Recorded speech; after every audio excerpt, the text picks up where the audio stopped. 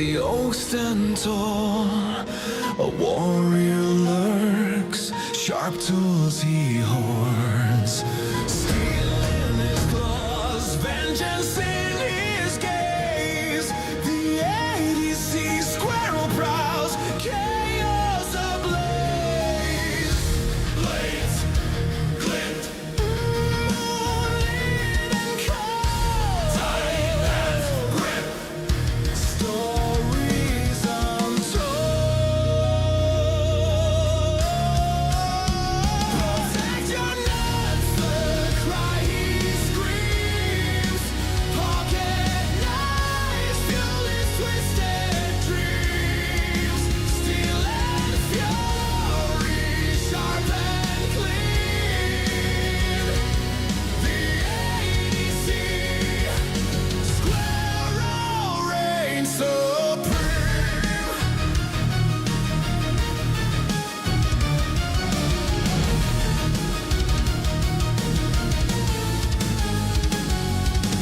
Acorns scatter, but knives he keeps.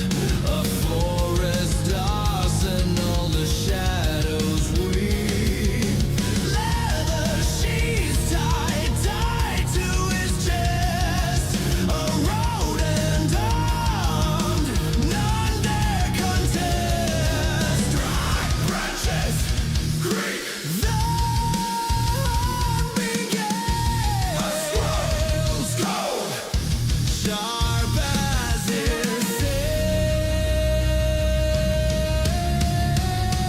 protect your nuts, the cry he screams.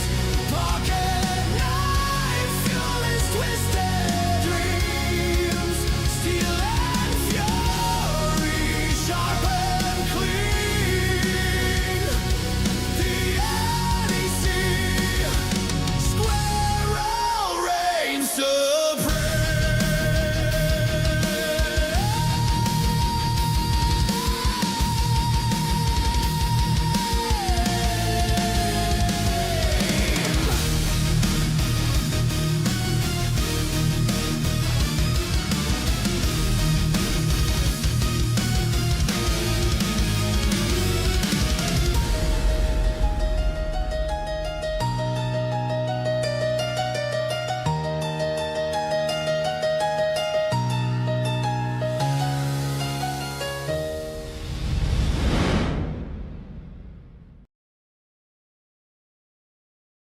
Testing. Hey. Okay. Think everything's working. Sorry for the late start. It was kind of, well, first of all, I woke up late. And then USPS is doing a number on me again. Still has not delivered my packages. Unfortunately, it looks like the stuff that I'm missing, I'm not going to be able to get till tomorrow. So we're going to go ahead and get started anyway. I do have a few things to show you. Figured we can do more stuff with customization. Ooh, excuse me. Figured we can do more stuff with customization. Is the camera working? Hello. For more stuff with customization, talking about more of my collection and things like that. Gotta move my chair. So let's get started. Now, unfortunately, because I have been betrayed by my postal service, not as much to show this week. I'm trying to remember what I got some of this stuff into, because to be quite honest, I can't even remember what I showed last week. Let me check real quick. And I have a feeling as soon as I start this, watch, they're probably gonna give me a delivery notification. Problem is they're not delivering to me, they're delivering to my post mailbox, which I would have to drive to get. So that kind of might, no, I'm not seeing it in. When did I get some of this stuff? I can't remember. Let me make sure I've got the right stuff. Because I've got, that's not it. That might be it. So I was in the middle, another reason why I started late, I was in the middle of like reorganizing things and making sure that I had everything that I wanted to show. 25th. was when it was ordered. I don't know if I showed you these or not. Maybe I didn't. If I did show you these before, then I showed them before. Oh well. If I haven't, oh no, actually I don't think I showed these before. Okay, good. So let's get started. Got a few things, and I'm going to save the biggest thing for last. First of all, who's in here? Morgan, Mike, Snake. Glad you guys can make it. You're cooking bacon. We'll be back and forth. How are you cooking the bacon? Bacon cheeseburgers for supper. Ooh, that sounds good. I can't avoid food talk at all. Whatever channel I'm running, I can't avoid food talk whatsoever. Okay, so did get a few knives this last week, and we're going to start off. First of all, I don't know what I'm going to do with these. These might be not that I dislike this stuff. It's just I have a bunch of these, and I don't use them as much as I should. But I'd rather these go in the hands of people that could use them. Now I got these from, where did I get these from? Appalachia freeze-dried knives. They are a seller on Whatnot. And now I actually have, I think, a couple of these knives already, but I won them on a wheel. Sometimes some sellers, Appalachia freeze-dried knives is one of them. Sometimes, not all the time, they'll do like games as opposed to straight auctions. And what you'll do is you'll bid on a spot on a wheel. You can generally bid on as many spots as you want. Or the way I think he did it, how did he do it? This one is different. Oh, if you won the auction, I think they started it at $1 or something. He started at $1. But if you won the auction, then they would spin a wheel and you'd get a random item. And in this case, there was a chance to get a really nice case knife that was on the wheel of prizes. Unfortunately, I did not win that case knife, but I did get this Imperial. Essentially, it's a Sodbuster Junior, except this one's made by Imperial, not Case. It's a work knife. I think they call them work knives. At least that's what Imperial does. Decent knife. I believe it's like 420 or 440 stainless steel. Slip joint knife. Just a nice, simple carry cutter. And I believe it was, where's my, you know what? I put everything aside and then I moved everything again because I was reorganizing.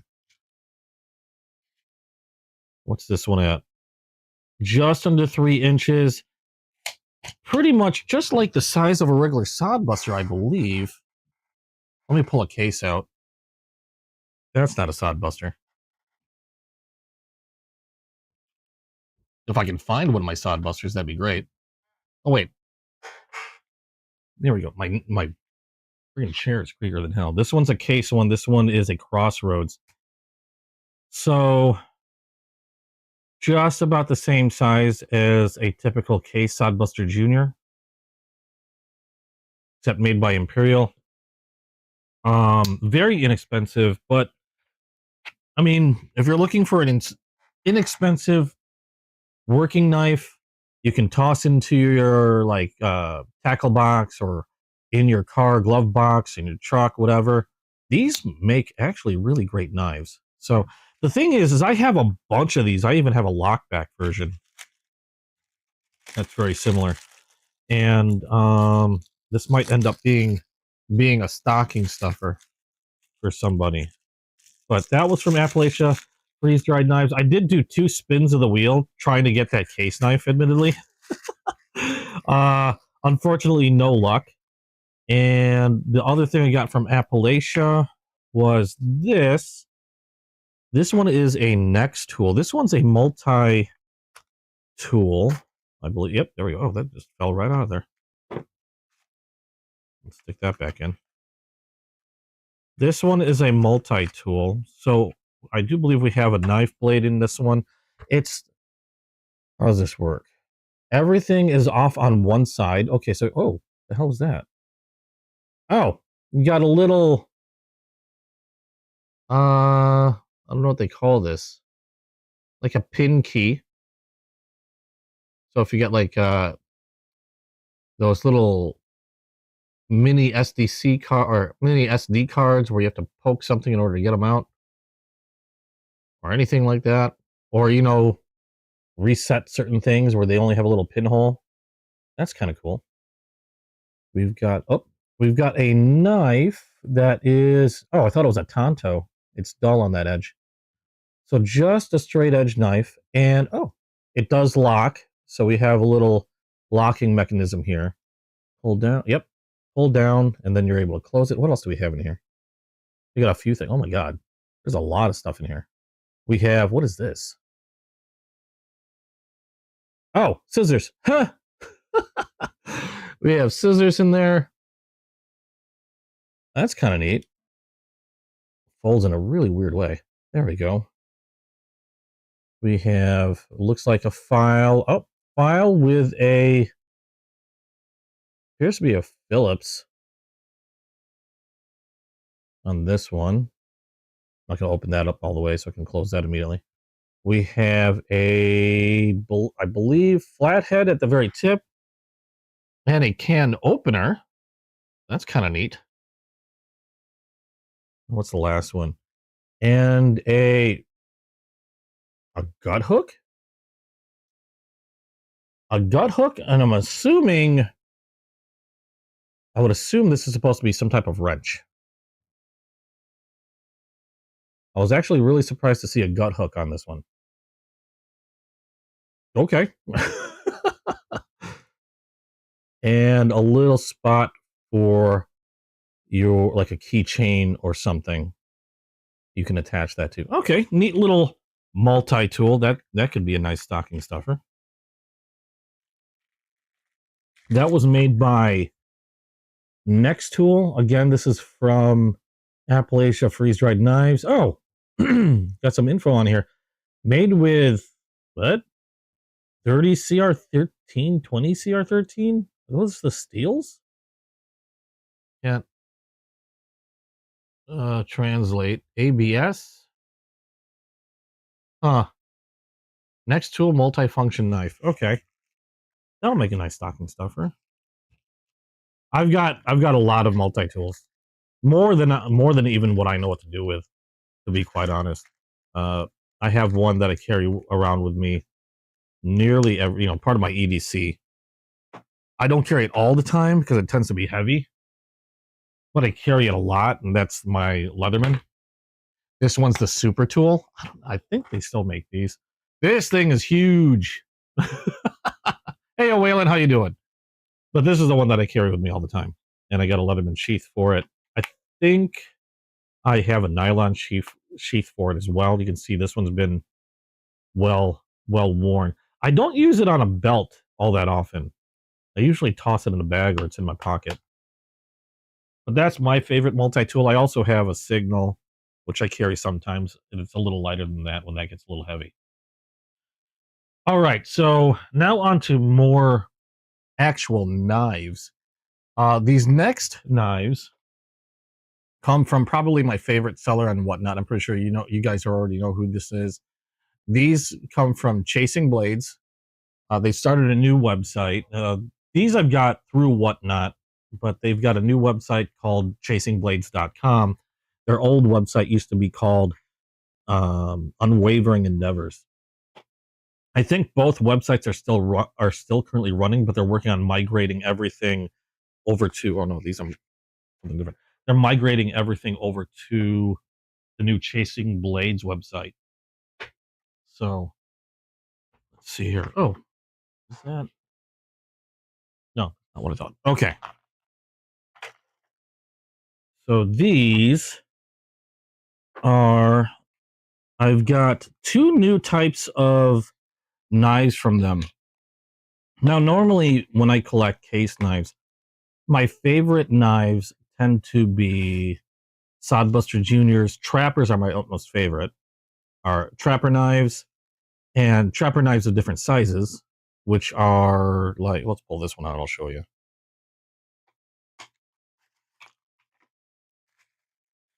This is your standard trapper. I've showed this before. This is a dark red trapper. You've got your California clip and you've got a spay blade, both off on one side. But that's your standard trapper. Those are my favorite. That's my favorite pattern. And mini or baby docks. And yeah, so Sodbuster Juniors, trappers, and baby docks tend to be my favorites. I do like, oh, and copper locks, things like that. I have like a few favorites. These are entirely new to me, but I could not stay away from getting them because of the scale or the handle material. This one in particular is a natural canvas micarta, which I'm really liking their micarta. This is called a swell center. I believe it's just a swell center. Or do they call it a swell center jack? Yeah, so, okay, swell center jack. Trappers and trackers are your faves. I love trappers. I don't know what it is about the trapper. Did I kick my camera? No, I didn't. I don't know what it is about trappers. I just like the fact that I've got two different blades, both the same length. Just one goes dull, and I can still keep going. And I like the fact that they come in different sizes too. You get a regular trapper, your mini trapper, and even a tiny trapper. I have a couple of those. This one is called a swell center jack, and they call it a swell center because if you look closely at the center of the handle or the scale, you can see that it swells a little bit. There's a little bump here on both sides. Another name that people like to call these are Coke bottles because they kind of resemble a Coke bottle.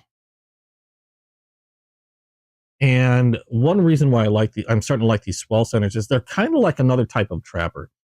You have two blades. You got your clip point blade.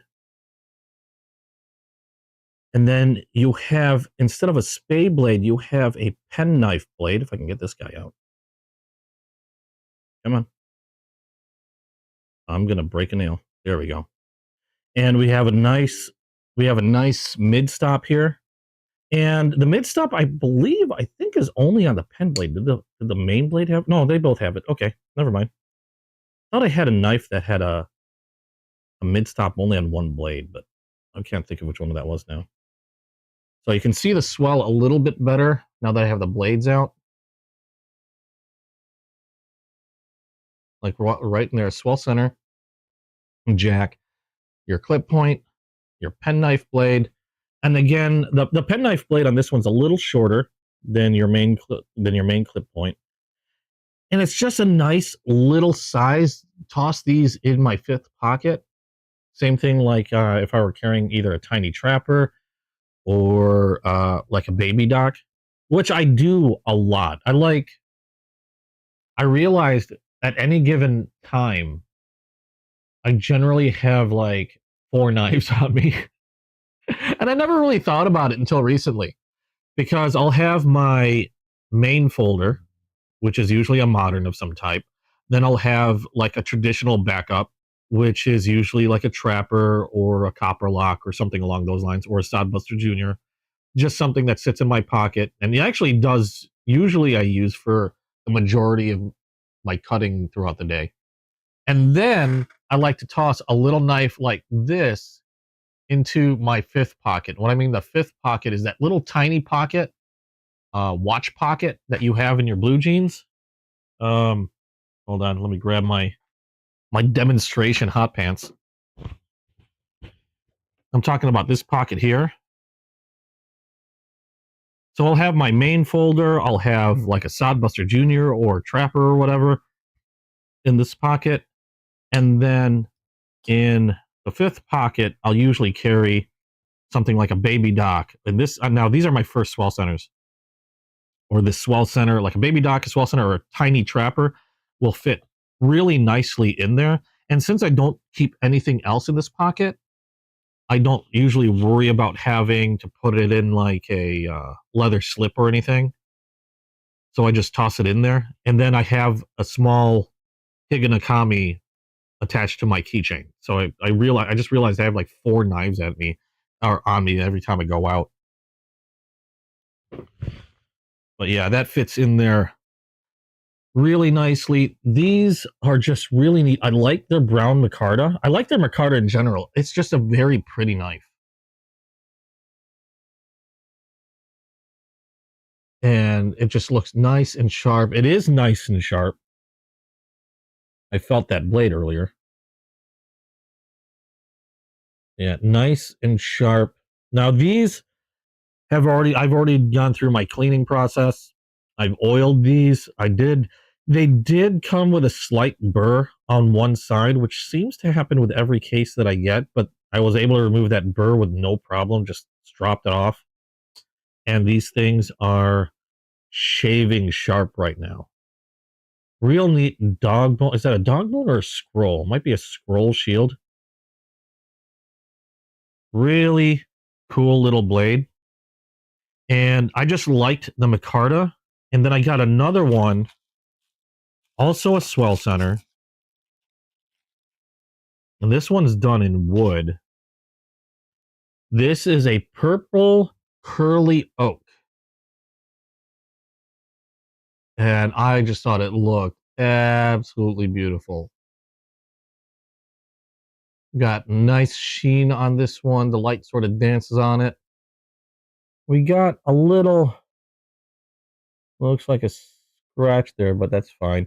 And we have an interesting fish badge on this. Otherwise, same form factor. It's a swell center jack. So we'll have a pocket clip. I'm sorry, pocket clip. A clip point blade for the main, and then another penknife blade for the secondary. Now I've gone through the cleaning process on this one as well. Removed the burr, so nice clean in the welds. Just really handy knives. And like I mentioned before, a lot of times when I'm out and about, if I need to do a lot of work, like I'm cutting a lot of packages open, cutting a lot of cardboard, breaking down boxes, things like that, a lot of times I don't use my main knife for that. I'll end up using, more often than not, my trappers or my Sodbuster Juniors to do a lot of the cutting. Because I'm not in any rush, and I have both my hands free, it's like, I just like to save. I mean, I'll still use my main knife if, like, say, for example, I only have use of one hand, like I'm holding something and, I have to grab a knife out to cut something, then I'll use my main one, because most of my modern knives you can operate with one hand. But my traditional knives tend to do most of the grunt work. So if I don't have to worry about that, usually these are the ones that come out and will do most of the work throughout the day. And they're very easy to hone and resharpen, and they're just super convenient. I like having backups for my backups. So these are, like I said, I carry in my fifth pocket. No, I do wrap them up. I'm putting them back in the box because I do have to go back. By having them in the box, it lets me know that I haven't added them to my collection spreadsheet. And then this way I know I still got to add them to it. Yes, I keep a spreadsheet, because otherwise I will forget what I have. And it's happened in the past where I've bought the same knife like 3 or 4 times because I've completely forgotten not to even own one. So really neat knives that I can throw in my fifth pocket. Makes for a nice little backup, a nice little tiny knife. Or if I need to toss one to a friend to, if I need help with anything, I've got an extra I can toss to a friend so they can help me out on stuff. But there we go. These, again, were from Chasing Blades on Whatnot. One of my favorite sellers there. Go check them out. If you're on Whatnot, if you're not on Whatnot, they do have a website called chasingblades.com.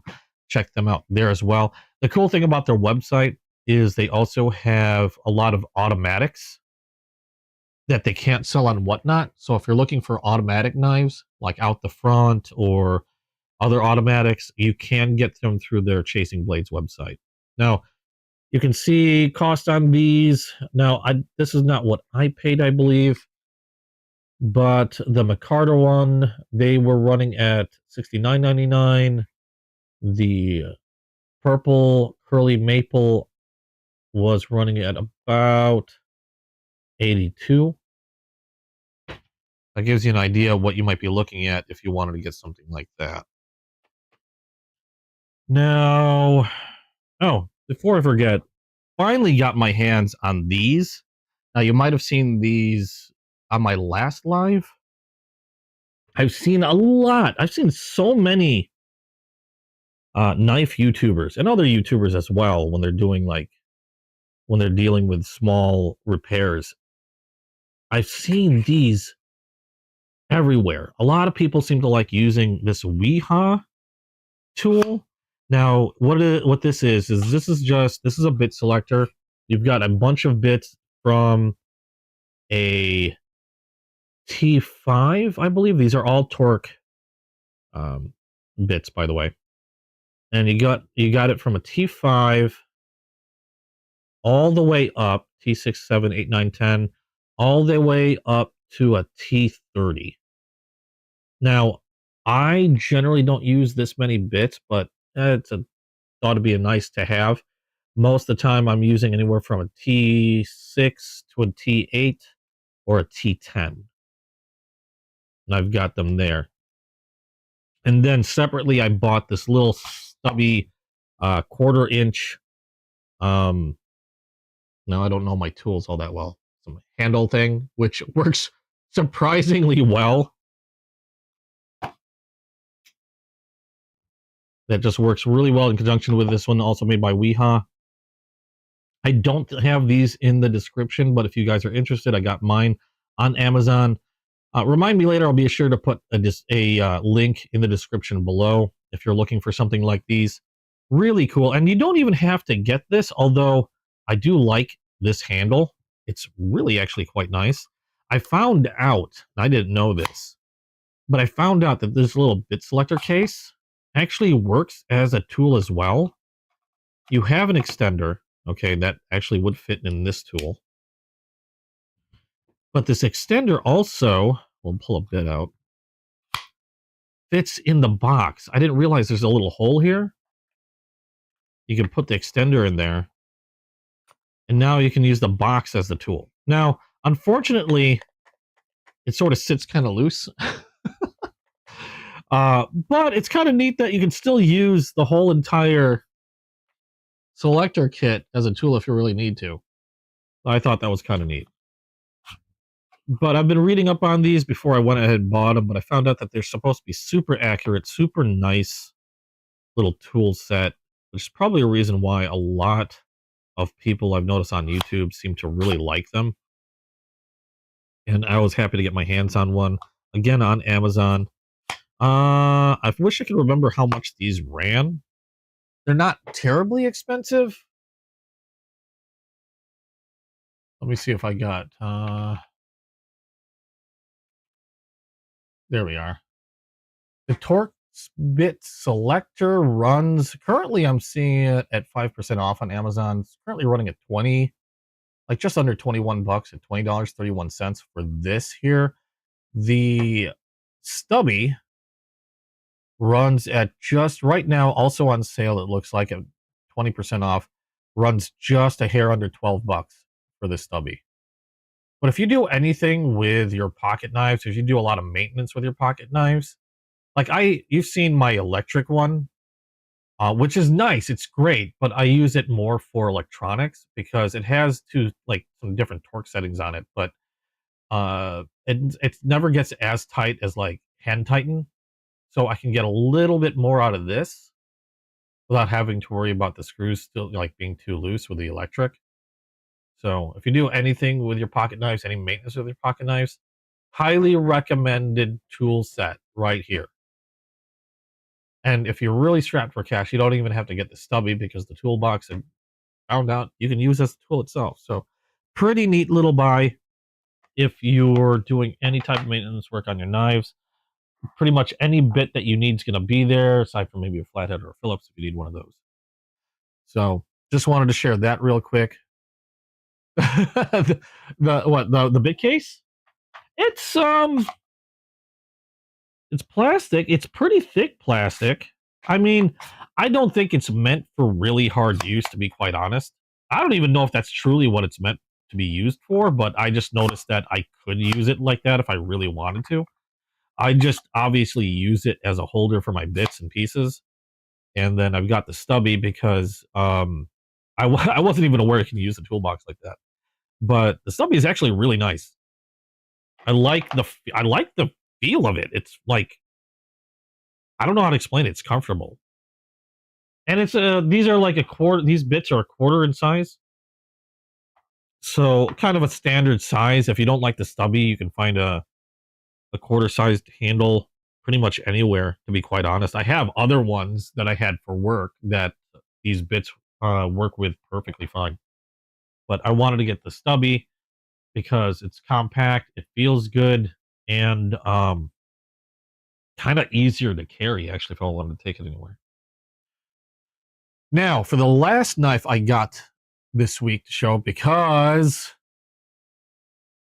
USPS is being slow today, I would have had a couple others, but unfortunately, those will have to wait till next week. What I'm going to do is I'm going to make a video.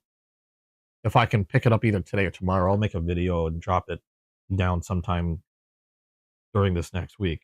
But I'll still show you guys on live if you don't see my videos. Excuse me.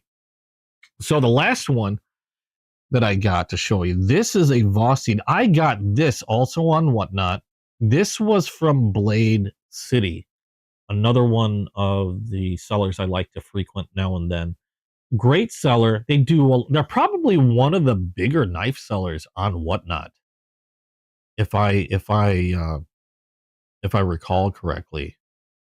I'm pretty sure they're one of the bigger ones. Maybe I don't even think I don't think I've seen even as many people in SMKW's shows or anywhere else. They tend to have the biggest shows in terms of audience. And then again, that's Blade City on Whatnot. And I lucked out because this is something that I've been wanting to get for a while, except it's been a little on the cost side, a little high on the costly side. I believe these normally run for about $130. But I lucked out. I happened to get onto one of their shows on Blade City on Whatnot, and they were doing a flash sale of these for I think about 50% off. So I snapped it up immediately. Now, the knife I'm talking about, I actually just recorded a video on this. I did open this earlier. I recorded a video. I haven't posted it yet, but I've got to upload it or I've got to edit and upload. Can I open these? The box is kind of there we go. This is, let's see, open it. You get a nice little pouch in there.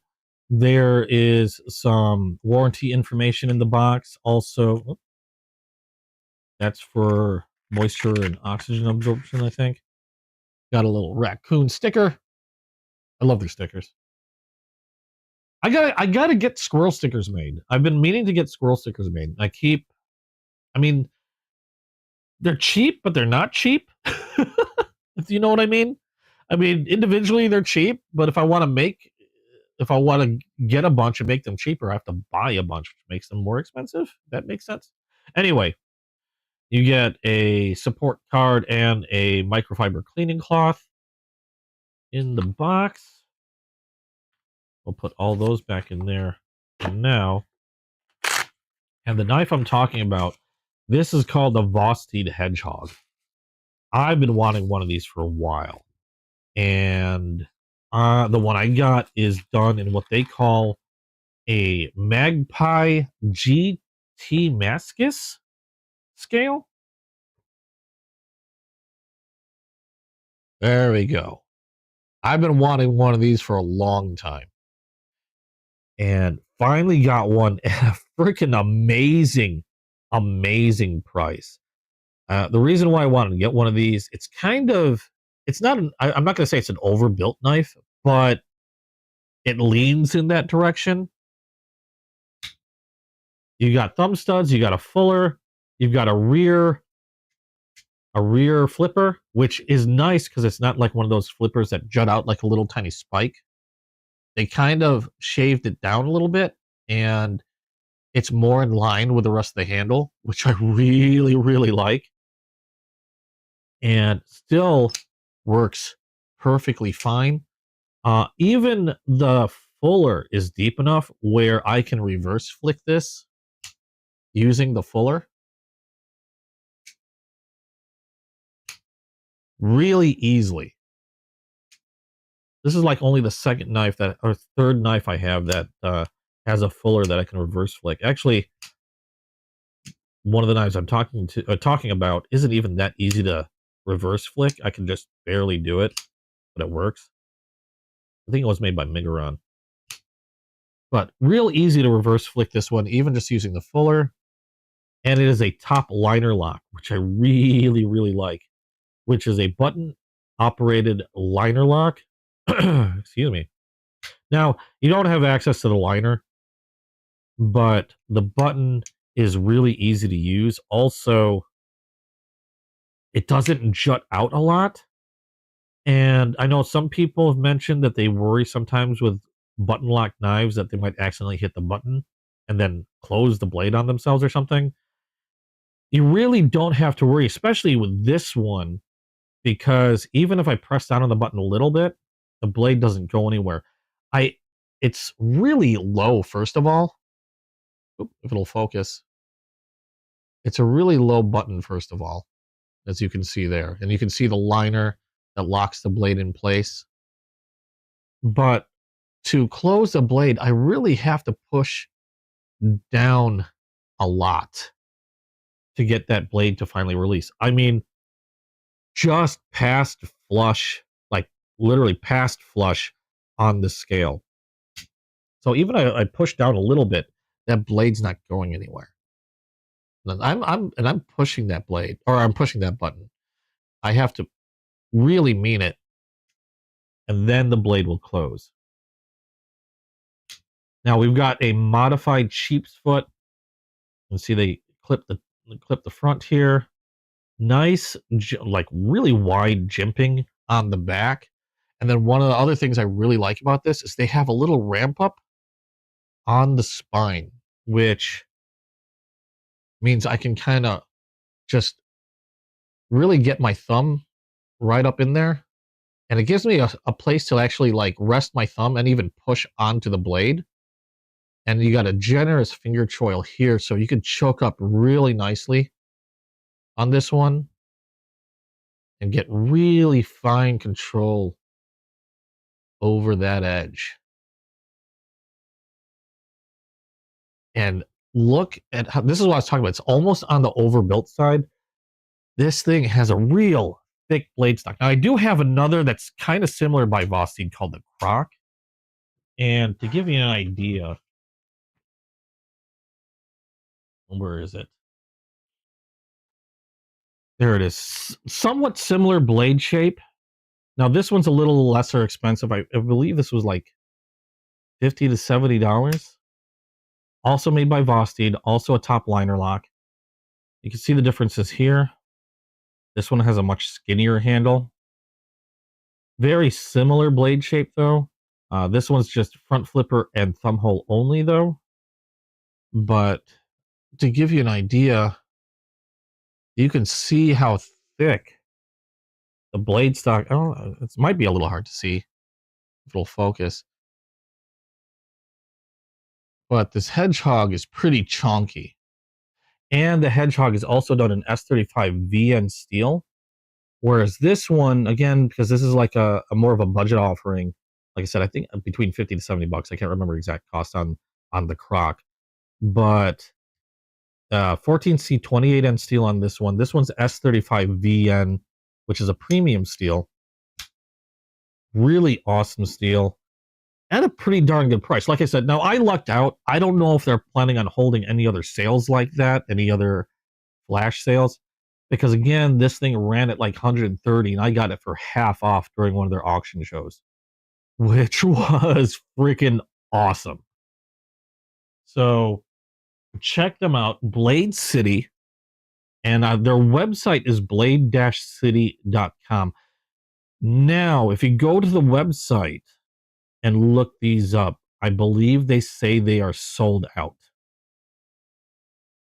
And I do know I believe they still had them on Vosteed's website. And they do have them in different materials, different colors, and things like that.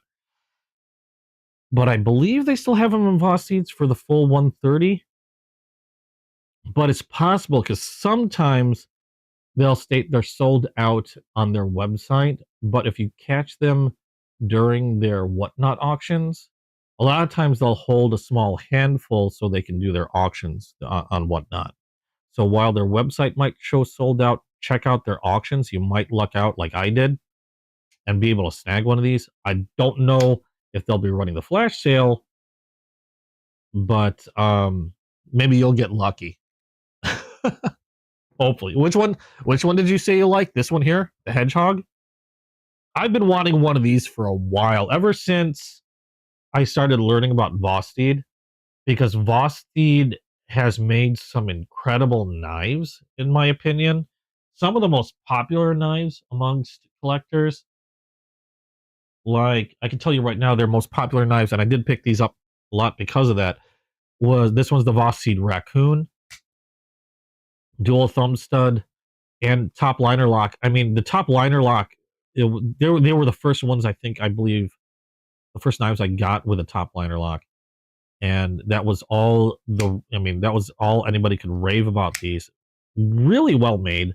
This one's 14C28N with blue, believe this is G10. No, could be Micarta. I think that's Micarta. Top liner locked on these. The drop point blade. Just a really nice knife. And then my favorite, which might just be usurped by this one, but when it comes to like cost wise, and I think last week I mentioned that this was probably my top pick for knives at this price point. This one runs about, last I saw was about 55 or 56 bucks, right around there. This is the Vosteed Porcupine. Just a really nice knife. Nice and slicey, really large belly blade there. Really nice thumb hole. You got jimping all along the spine on this, even on the back of the liner here. Very generous finger choil.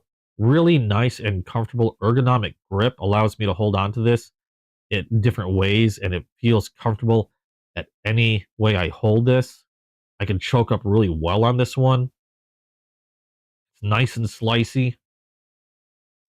At around the $50 mark, this is my top favorite knife right here.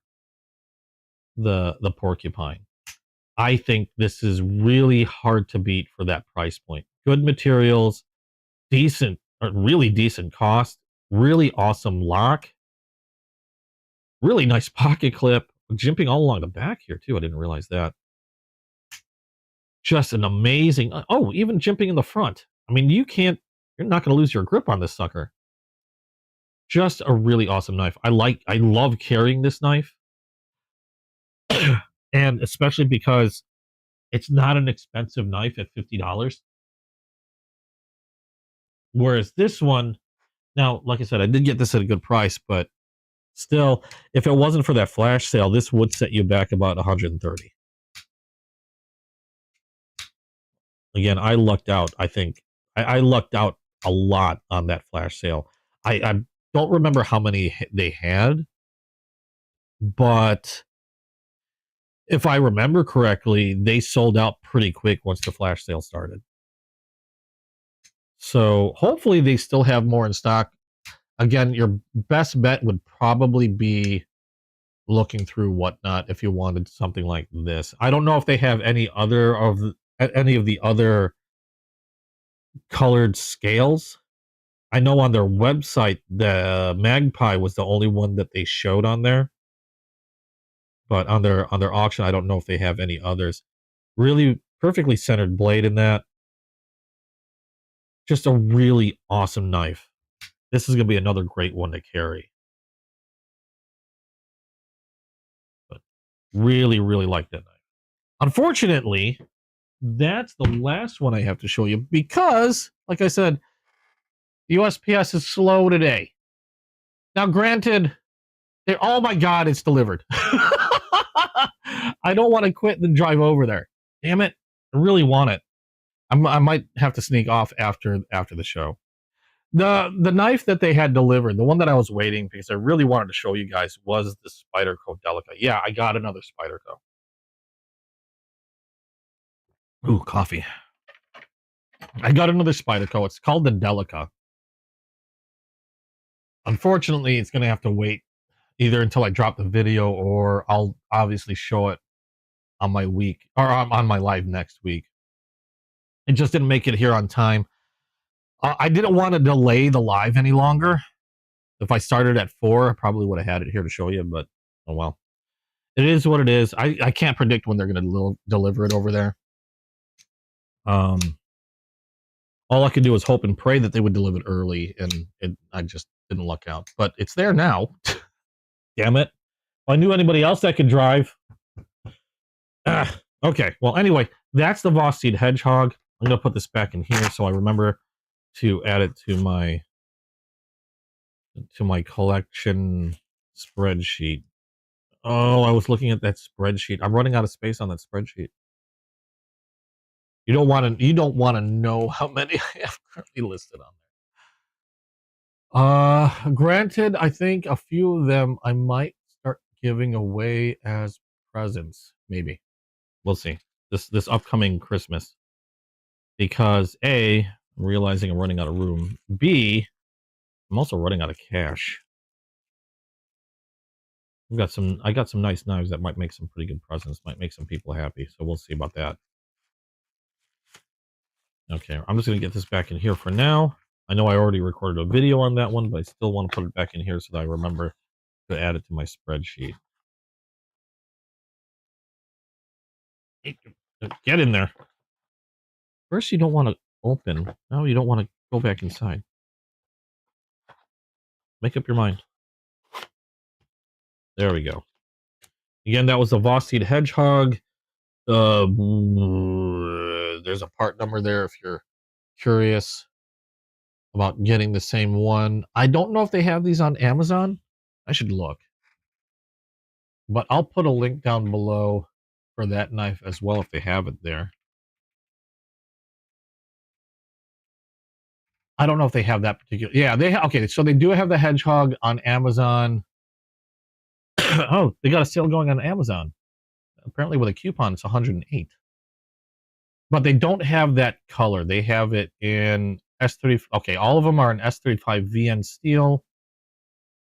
And they have like a blue micarta that appears to be olive green and a black. I don't know if that olive green is micarta or not. Nope, that is micarta. And then a black one. Yep, all micarta. So they do have them available on Amazon. I'll be sure to put a link down below later if you're interested in grabbing that. Otherwise, you can snag it from there for less than the Voss website currently.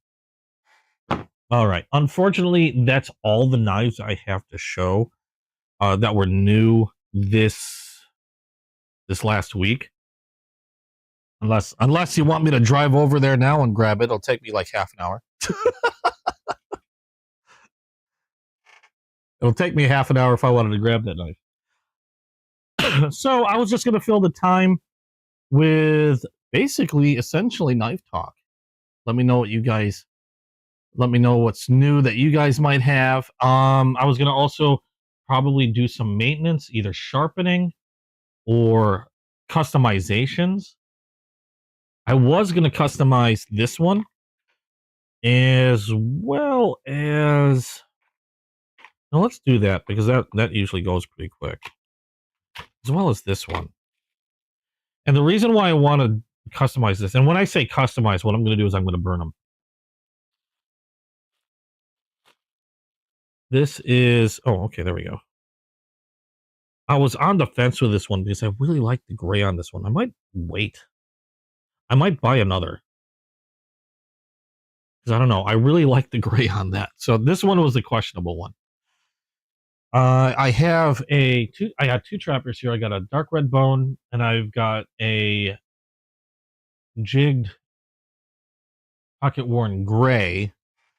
And the reason why I was gonna toast these was because the red bone, believe it or not, case beat me to it. And they made a, what do they call it? They made a baby dock. Okay, now the jigging is a little different. The texturing on the side on the baby dock, I believe, is a different type of jigging. And when I say jigging, it's this texture that they put on the side on the scales. Yeah, I could have my girlfriend talk to you while I go nab the knife.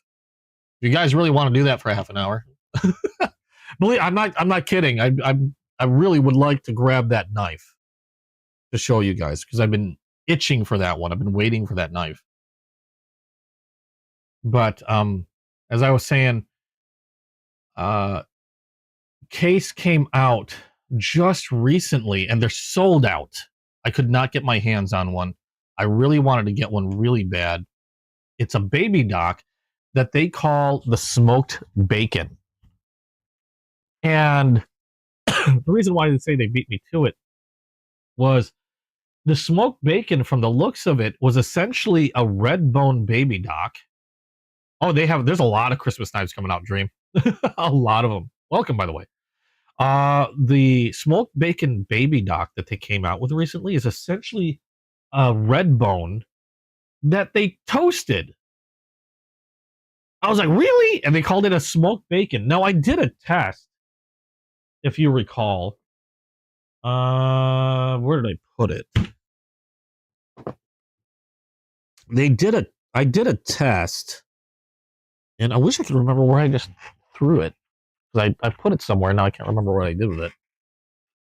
Oh, there it is. I did a test on a Browning trapper, and I called it a chocolate strawberry.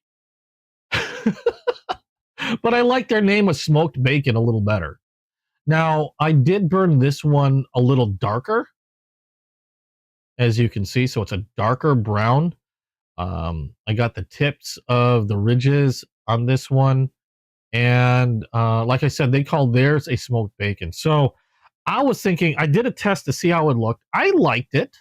I didn't think it was too bad. And I did a test on the Browning because the Browning was a lot less expensive.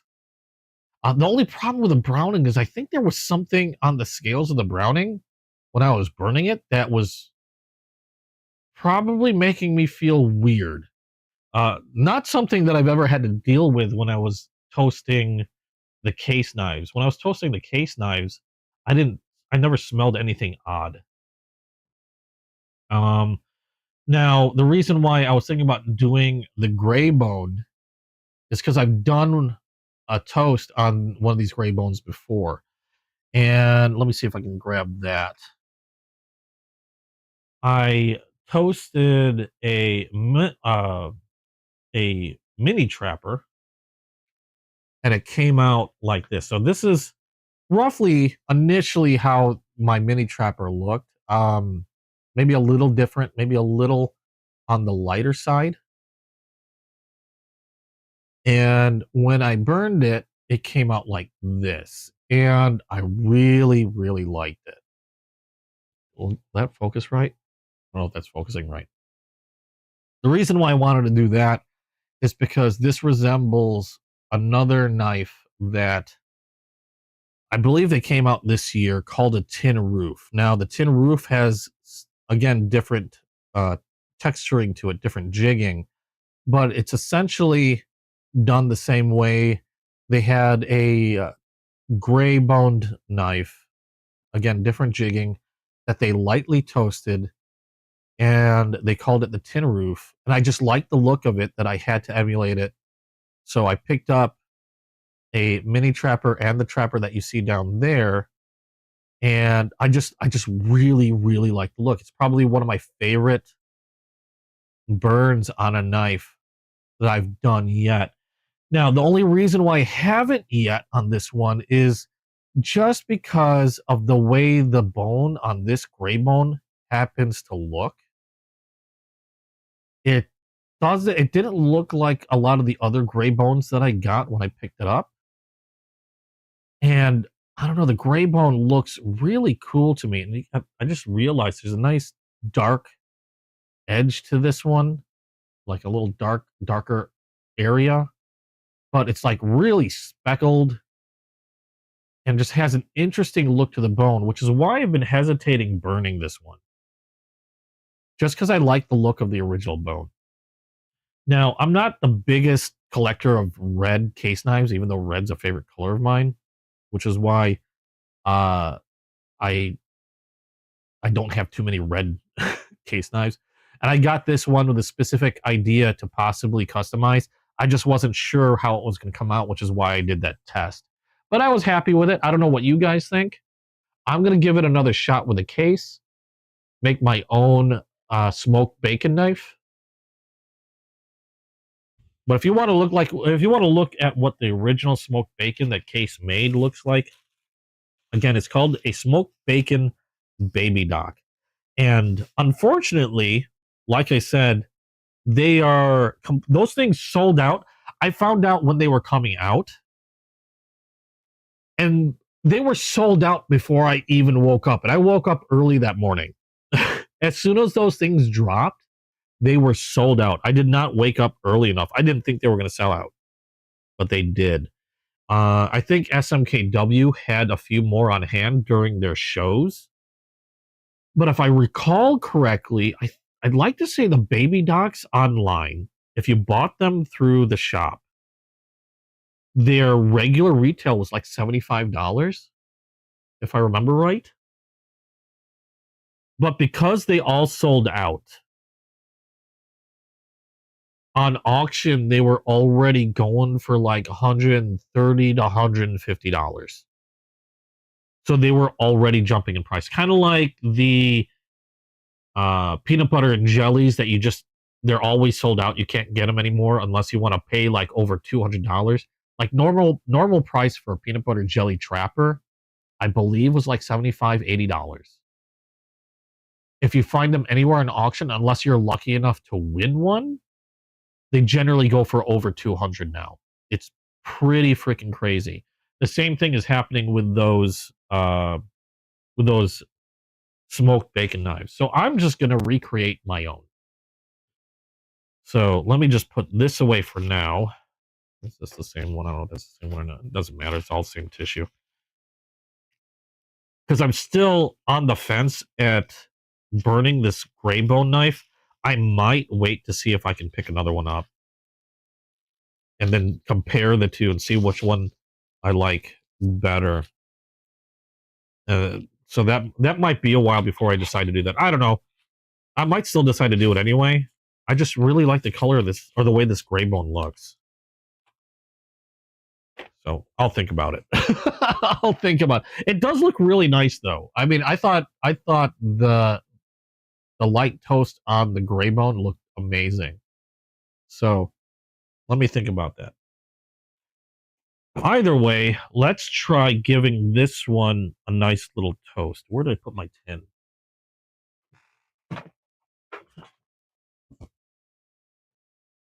Okay, so we're gonna get my tin ready. Now, the other thing I'm gonna do is I'm gonna make sure I wipe any oils off from handling this thing. Make sure this is nice and clean. And before I get any hate messages for burning a case knife, people do this all the time. It's my knife. I'm going to customize it the way I want. Have I ruined any knives that I've tried to customize? One. I might have been a little overzealous on a white bone that I think I cracked it.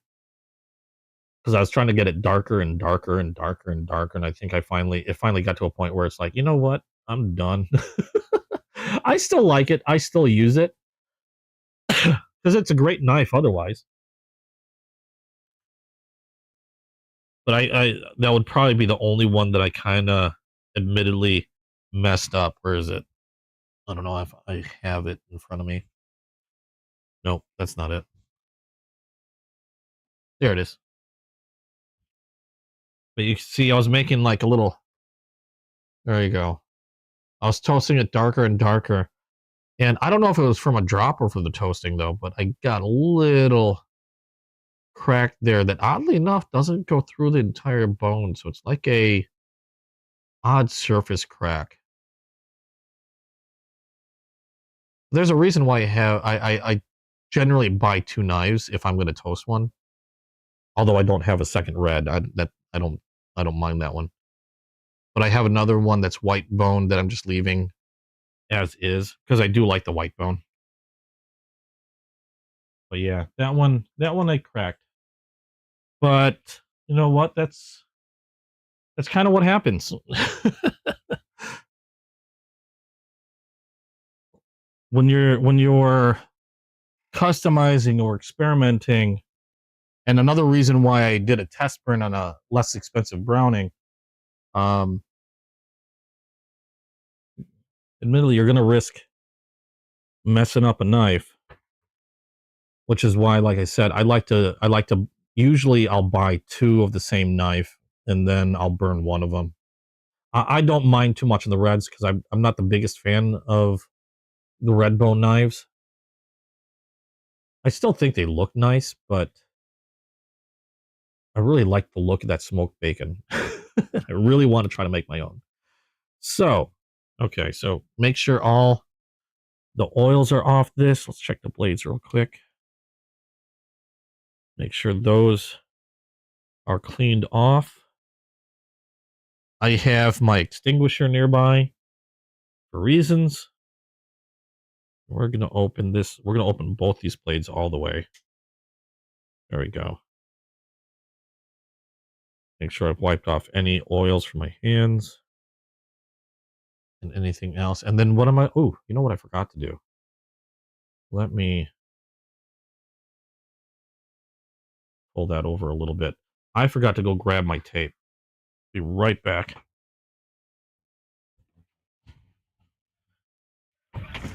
Where did I put my painter's tape? There we are.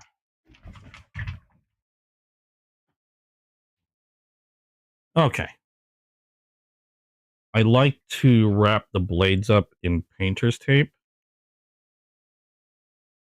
Partially, I did it before because I wanted to protect the blades in case I had to use like a set of pliers in order to grab a hold of them. But I generally don't let the blades get or the knife get that hot. In fact, I really try not to let them get very hot.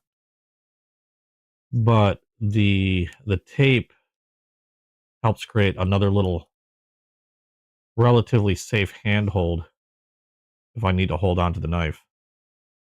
Because the handles will get too hot to really be comfortable in holding when I do the burn. And these are sharp. I've already actually honed this knife before. And I know I can shave with it, so just another reason to make sure I've got a taped up spot there.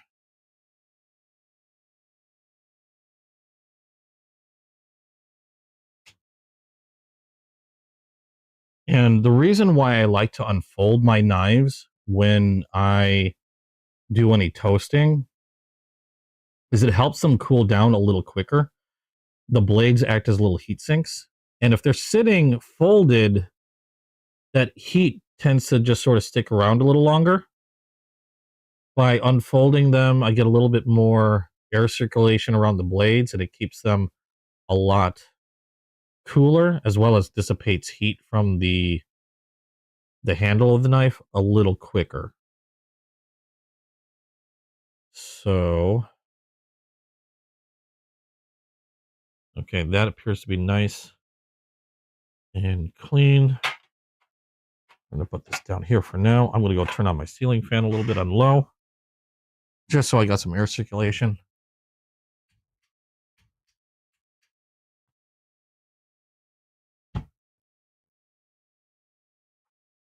And let's burn a knife. Because why the heck not? Check how much I have in my... Oh, I'm above max on my torch. That's good, I guess. I have my little torch here. My little cooking torch. Let me move some of this stuff off the table. I don't need to accidentally burn anything else. I have a sharpener here. So I was also going to possibly sharpen the blade. Kind of a junk blade. But it's funny because I consider it like a gas station, kind of like the sort of cheap junk blade. But I use this all the time to open packages at home. Its only purpose is to open packages. So I don't really care about it. And it's been lasting quite a while. It's gone through a lot of boxes. I've had to resharpen it a lot. But it's still going strong. Does what it needs to do. Okay, we're going to start on this side. And we're going to... Let me pull up that baby dock. I don't believe they had it very dark. Smoked bacon baby dock. A lot of pictures of smoked bacon. No, I'm looking for the knife. Case. Knife. Smoked bacon. You like that one? Oh, you mean my gas station junk knife? This one's a Smith & Wesson that I literally got from an auto parts store so many years ago. And I can't carry it because it's a much bigger blade. So I mean, just to stay out of trouble and, you know, so people don't act really weird, I don't bother carrying it. So this just stays at home. And its only purpose is to open packages. And I mean, it's not the greatest knife. It's not even like it's horribly centered. It's hitting or scraping something in here. I don't know what. And you can see it's not even a very secure blade. Actually, that's gonna bug the hell out of me. Wonder if I can tighten the pivot on that.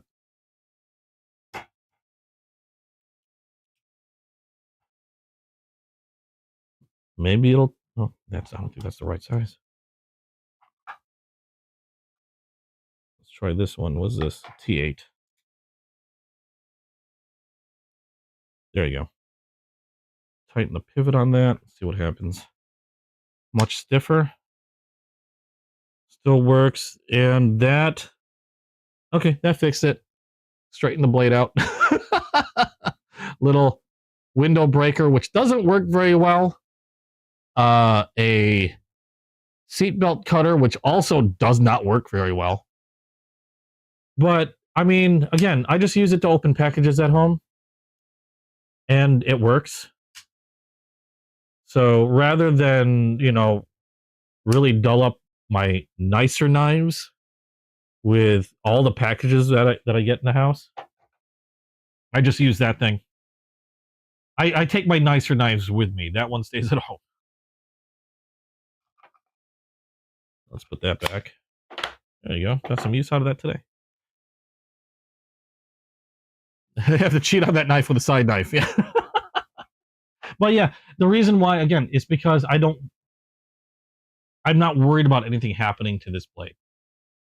And since I use it for a lot of like literal junk work at home,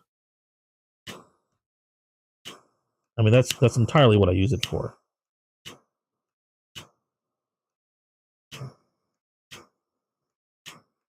Let's see that lightened up, that red.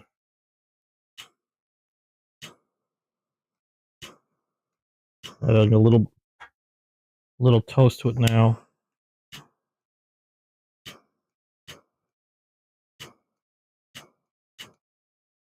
Let me see. Oh, hold on a second. Did I hit the right button? I don't think I hit the right button. Gosh darn it.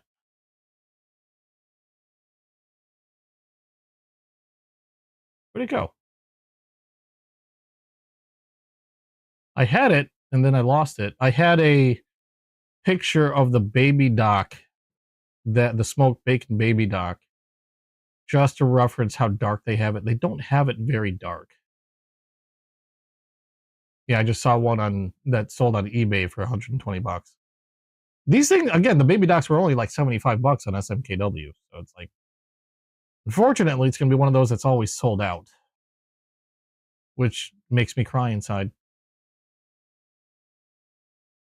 Okay. So that's what I'm looking for.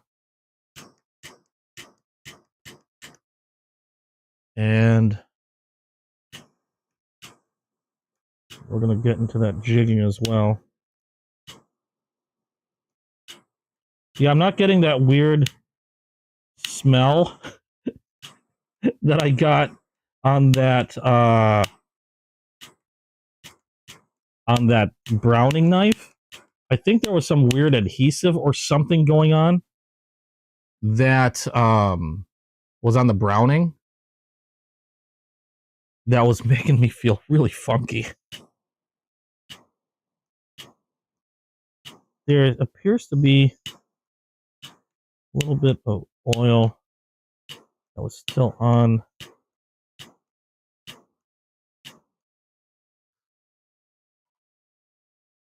It might have been soaked into the bone. I had this out and I had it sitting on something for a while. Of course, this is blowing. Okay, I turned the ceiling fan on. It's blowing all the smoke into my mouth.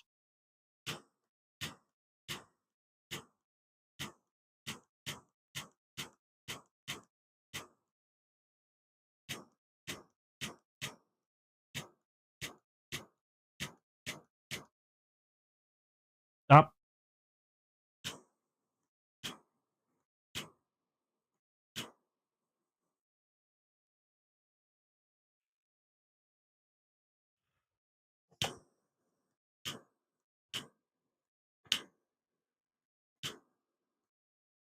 A lot of that smoke you're seeing is actually, I think, still some oil that soaked in. I'm going to let that sit for a little bit, but we're actually already pretty close to how their smoked bacon looks.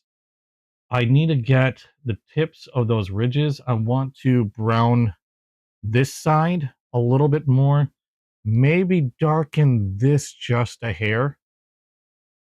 Now they are saying, I just noticed that they are saying on their website that they expect more bacon bone baby docks.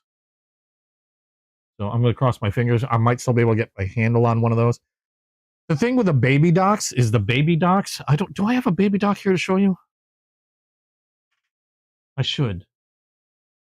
The thing with baby docks, the case baby docks, is that they are going to be put in the vault at the end of this year. And what I mean by being put in the vault is, oh, that's a tiny trapper. They're basically retiring that profile, which means after the end of this year, if you want a baby dock, you're going to basically be going on the either the somebody has old, new old stock or the secondhand market,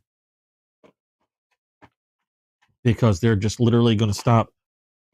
Case is literally going to stop producing them, and I guess because they know that people have been snapping them up, they've come out with a few like limited releases, like that smoked bacon, for example. I got what did I do with it? I know I just picked one up, and it was I got a red. I remember picking up a red stag baby dock, and I don't know what I did with it. There it is. But in case you want to know what a baby dock looks like, hey, Jono, how you doing? This is a baby dock. This one's made from red stag. And these are the ones that they're going to be retiring at the end of the year. So at the end of the year, these are going to start disappearing. This is a baby dock. You got a pen blade and a spatula for your secondary. I just really like these knives. And surprisingly enough, I've actually used I have a baby dock that I used, bit because since I'm a caregiver, I deal with a lot of medications, and I've used the spatula for counting pills, which is what they've been used for in the past, counting pills, mixing stuff. I haven't had to mix anything, but pharmacists and doctors would use the spatula to count pills, mix powders, things like that. Back in the old days, I guess that's what they would use it for. The penknife was just a handy tool, and in emergency cases, would be used as like a scalpel for field, like uh, for medical work in the field. And the reason why the bottom of this was flat is you could use the bottom of this baby dock to crush pills, and that's how doctors in the past would use this knife. It's just an interesting knife to me. In this case, this one's a very beautiful red stag. I think I showed this last week. Very beautiful red stag. Just a really cool pattern with a really interesting history and use that I've grown to really like. But yeah, that's the pattern that's going to be going away at the end of the year. A lot of times when they retire a pattern like this, they say that it goes in the vault, which is what these are doing. They're going in the vault. And a lot of times when they put a pattern in the vault, I'm sad to see these go, but I'm also a little excited because a lot of times they will bring either a new pattern out, or they will bring a pattern out that was put in the vault a long time ago and they'll re-release it. And I'm really hoping that they come out with a full-size doctor's knife. Now, I have some full-size doctor's knives, but they're not from Case. This one is from Frost Cutlery. This is a ram horn, I believe. But this is a full-sized doctor's knife. You can see it's a bit longer, larger pen blade. This one also has a spatula.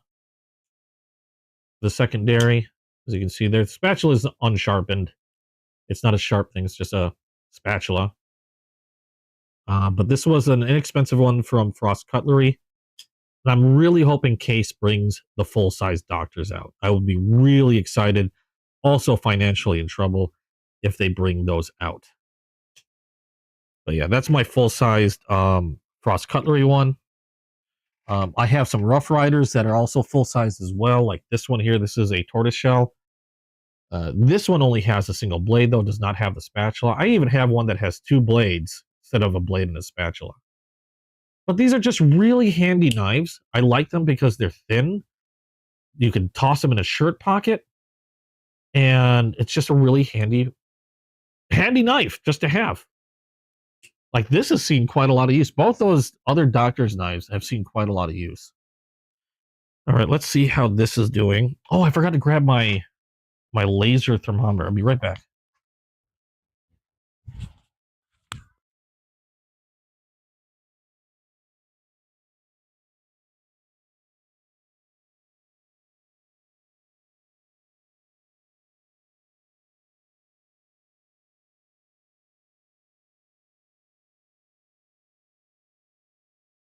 Is this working? There we go. All right, got my laser thermometer. Let's see what the temp is on this one. Try not to burn my eyeballs. We're at below 100 degrees Fahrenheit. So we can go ahead and continue on again. Now, I think that side is about as dark as I want to get it.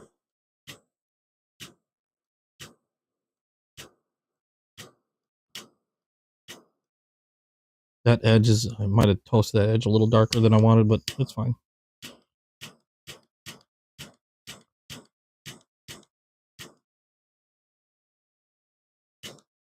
I'm beginning to think the fan was a mistake. So no matter which way I move my head, it wants to blow it in my face.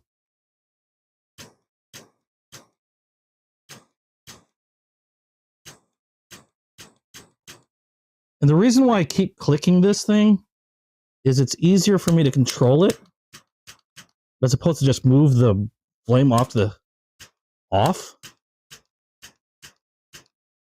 I know I'm probably wearing down my flint tremendously, but It works for what I want to do with it. It almost looks like meat. I don't know. Ooh, the tin's hot. What do you guys think now? The bacon, it's going to be a bacon trapper. I don't know about you guys. I actually like it.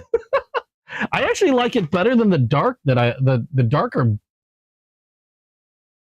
the darker toast I did on the browning. And again, I'm pretty sure the browning had some adhesive or something that was under that shield. You can see that black bubbly stuff that came out. I'm pretty sure that was making me feel really weird. I don't get any of that smell from the case.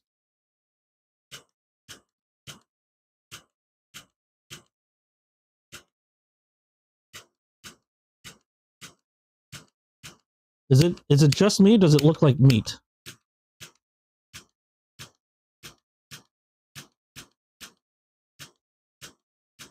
Now, another reason why I click really quick is because the bone does darken up really fast. So you can tell that edge there darkened up really fast if I hold it too long. And it does an interesting thing with the dyes on the bone. And it's doing something really interesting to the dyes on this bone, which I did not expect. Now, when I toast a knife, a lot of times when it starts, and I guess it might depend on the dye that they use. A lot of times you saw, especially on this side, the red lightened up, almost like cleans the dye off. And then it starts to turn, and then it starts to toast, turn that brown color. I'm noticing as I'm working on the ridges, on the jigging, that the deeper portions, now the raised portions of the jigging lighten up and then begin to toast like the ends did. But the portions that are deep inside, like I guess you'd call it the ravines or the crevices, are actually darkening a little, which is not what I expected. I used to make the joke, there's a reason why I like bone-handled knives like these cases, is if I ever completely go homeless, I can at least toss these in water and maybe make a bone broth. Maybe. I'm not saying you should try to do that, but I mean, as long as you have a true bone scale. Now, I'm guessing there's other stuff in there you probably don't want to ingest.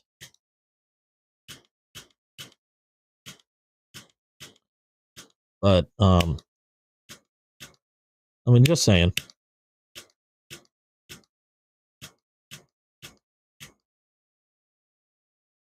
Okay. I think I'm just about done with this side. I'm just touching it up a little bit.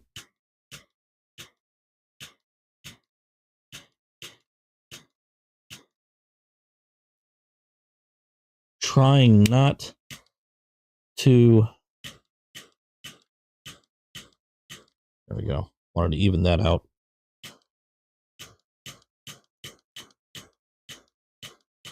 There we go. So I'm going to even this end out a little bit. Okay, I think that's about as dark as I want to get it. Now, I did notice I darkened that up quite a bit. That's fine. That'll lighten up a little bit after I do a little bit of polishing, but I think that's pretty much going to stay, for the most part, it's going to stay there. But I think I don't want to overdo it. I think that's where we're going to keep that, and then we'll do the other side and try to match it up. But there you go. There's my smoked bacon, my version of the smoked bacon. Now, I think the baby doc, I think they went a hair darker. at least on some of the photos that I'm looking at. Maybe they did go a little darker. Because essentially, again, this is what they're doing. Is that the same jigging? I thought it was different jigging. If it's the same jigging, it's actually awesome. They do have a different badge on the smoked bacon. They have an arrowhead badge where this is an oval badge. So not the same badge. Yeah, it looks like they did go a little darker. I mean, I can risk it. There we go. That's more along the lines of what they had, I think.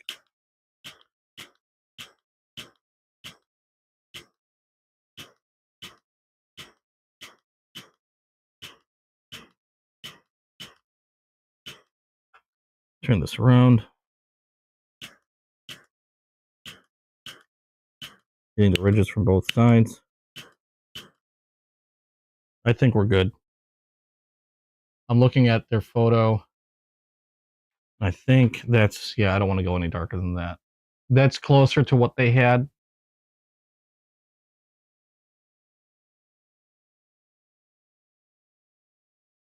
It's just for looks.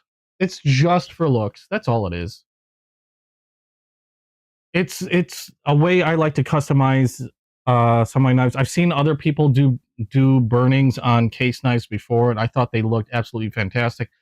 And to be quite honest, if you look at a lot of case knives, okay, and I'm talking about case knives direct from a shop, direct from the factory. This is essentially what they do for different looks. The smoked bacon the smoked bacon bone baby dock that I'm recreating essentially because they're sold out is essentially a red bone knife that they have toasted. Okay, that case themselves has toasted.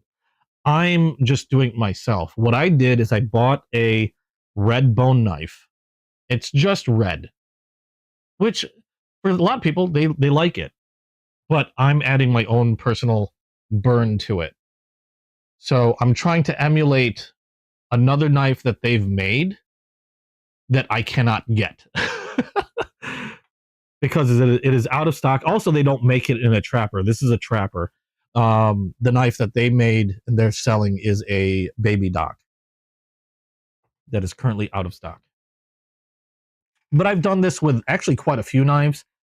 My favorite happens to be that mini gray bone, which was this one here. This one I burned myself. Normally it's just all gray, entirely gray. And I toasted the sides just like I did with the red, toasted the ridges.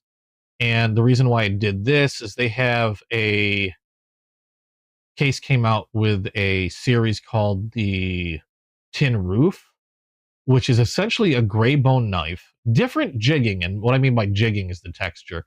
It's a different type of jigging on the tin roof, but otherwise it's a gray bone knife that was toasted. And I did one similarly on one of my own to kind of emulate it. And I really, really like the look. But yeah, I mean, this is essentially all that Case does. They when they're coming out with different looks and stuff, a lot of times if you see that brown on a bone knife, it's because they burned it. They toast them. And I've done others. Like there's one called a green apple bone that I've seen people do, and I made my own, and they call it a caramel green apple. Let me give you an idea. So this is what a green apple bone looks like normally. One of my favorite colors on a case knife. I love the green apples. I think they just look beautiful to me. I like the green, the yellow. Sometimes it gets really dark on the ridges, like a little blue. But somebody toasted it before. They called it a green apple, and I liked the look so much I had to do one of my own. And let me see if I can find it. That's not it. Where did I put my green apple? I know I have it somewhere. That's the sod buster. Darn it, I have 20 billion knives sitting on top of my desk. There we go. No, that's the blue Mediterranean. Where did I put it? It's the gray one. Gosh darn it. I know I have a green apple around here. There it is. That's one of them. This one I did a little on the darker side. I did 2 green apples. I did a trapper and I did a copper lock. I did them each a little differently. That's not it, is it? No, that's the sod buster again. What did I do with the green apple that I burned? Okay, well, here's the trapper. This one I did a little dark, as you can see here, which I still really liked. I thought that came out really well. And I don't know what I did with my green apple copper lock. Was this it? Oh, here it is. This one I kept a little lighter. But to give you a better idea, let me pull out my sod buster again. So again, this is what they originally looked like for the green apple. And then this is me creating a caramel green apple. Add a little toast to that. Burnt the edges a little bit. This one was done a little lighter. For blade durability? Okay, so knives come in many different types of steel. You'll hear terms like 14C28N, 440C steel, S35VN steel, all these fancy numbers, Magna Cut, and all this stuff. When you're talking about blade durability, that's what you're looking at, is the type of steel. And I can do a whole video on this. I'm not an expert, but I've done a lot of diving into that hole, into that rabbit hole. Depends on what you want and what you're looking to do. Because when you go through and say you want a steel that will keep its edge over a long period of time, like a really wear resistant steel that holds its edge, a lot of time it's like a give and take relationship. Okay, so if you want a knife that holds its edge for a very long time, there are steels that will do that. The only problem is, like I said, it's a give and take. The only problem with steels or knives that hold their edge for a very long time, the first steel that comes to mind is D2. A D2 steel blade, very popular, very inexpensive. They'll hold their edge for a very long time. They'll remain sharp for a very long time. However, because the way they do that is they are very hard steels. It's a tool steel.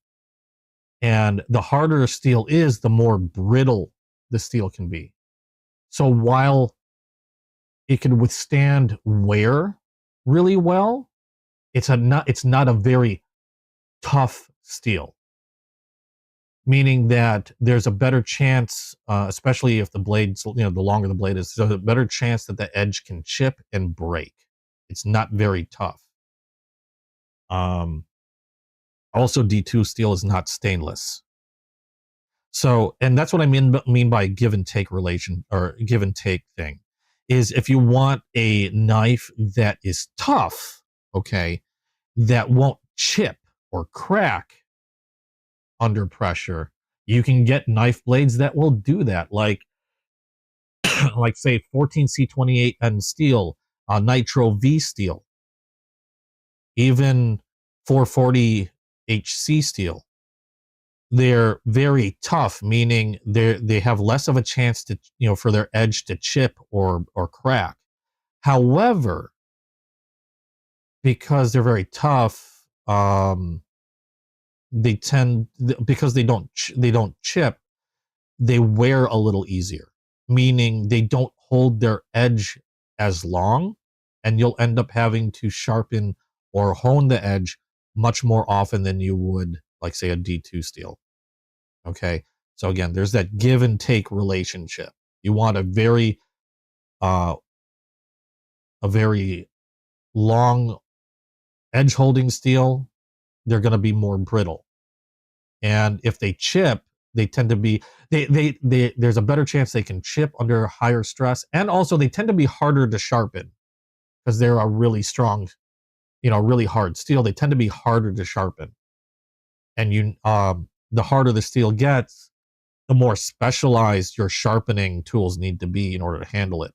Like D2 steel, I wouldn't bother using on a regular whetstone. I would you'll have better results sharpening a D2 steel blade with a diamond plate than you will a regular stone, regular whetstone. Whereas a 14C28N steel, while it won't hold its edges long, much easier to sharpen and maintain. Yeah, much easier. Yeah, they use stuff like tungsten steel and things like drilling bits because of their ability to hold that, or the durability. And again, there are lots of different types of knife steels out on the market, and they will vary in their ability to hold an edge, their toughness, their corrosion resistance. I think the big things are edge. What's the term I'm looking for now? I'm losing my words. As soon as I focus, I lose my words.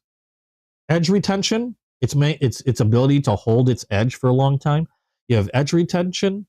You have toughness, which is its ability to withstand pressure and ability to withstand cracking or chipping, corrosion resistance, and I think the first one kind of goes hand in hand with edge retention would be edge or wearability, how easy the knife wears down. But that tends to go hand in hand with edge retention. And what's the other one I'm thinking of? Edge retention, toughness, corrosion resistance. There's another one I was thinking of that people tend to rate steels on that I'm kind of failing to recall. But those are some of the major ones. Okay. And as soon as you want something that's better in one particular stat, a lot of times the other stats kind of drop down. There's that little seesaw effect. You want higher edge retention, everything else kind of drops a little bit. You want higher toughness, your edge retention goes. Okay. And then things like corrosion resistance fits in there somewhere as well, depending on the type of steel. Now, if you're looking for my favorite steel, when it comes to inexpensive blades, I like 14C28N steel, and I like Nitro V steel. They're not as tough as D2. In other words, they don't retain their edge as well as D2 steel. But the nice thing is they're easy to sharpen, so they're easier for me to maintain, and I do my own sharpening. And also, they're much more corrosion resistant than D2. D2 is not considered a stainless steel. It's like a semi-stainless steel. So if you're not careful in maintaining your D2 steel blade, there's a good chance it could rust. Whereas 14C28N, Nitro V are much more corrosion resistant. Those are my favorite steels. An example of that would have been like my Vosteed Porcupine is a 14C28N steel blade. So while it might not hold its edge as well as a D2 steel, much easier to resharpen or rehone and bring that edge back to life without much effort. My favorite steel is MagnaCut. But the problem with MagnaCut is you're going to spend a lot more. Average cost for something that's got a MagnaCut steel blade is roughly around $150. You don't see MagnaCut steel blades very often for less than that. An example of a MagnaCut steel blade that I have would be my Spydercos. I have a Kershaw. This Concept. These are MagnaCut steel blades. The reason why I like MagnaCut is it has, on average, you know how those stats that I was talking about, your edge retention, all that, it has a very even stat across the whole board. So while it's not the best edge retention, it's actually there. All the stats are pretty decently high. It's got good edge retention, good toughness, great corrosion resistance, and all that. Okay, kind of. I'm not going to say they're even across the board, but it's got a decent stat in all. It's got a decent, I guess you could say, score on all these stats. Okay. And so it might not be the best in edge retention, but it's got good edge retention. It might not be the best or the toughest steel, but it's pretty darn tough. It might not be the highest in terms of corrosion resistance, but it's a really corrosion resistant steel that even Spyderco uses it for their salt series. You know, knives that they expect people to use while diving. Okay. That's how good the corrosion resistance is. Now, again, it's not the highest rated corrosion resistant steel, but it does a really good job on all those particular stats. Okay. And that's why I like MagnaCut. Problem is, like I said, you're going to pay more. I don't recall ever seeing a MagnaCut steel blade for under, like, say, 120 or 130 bucks.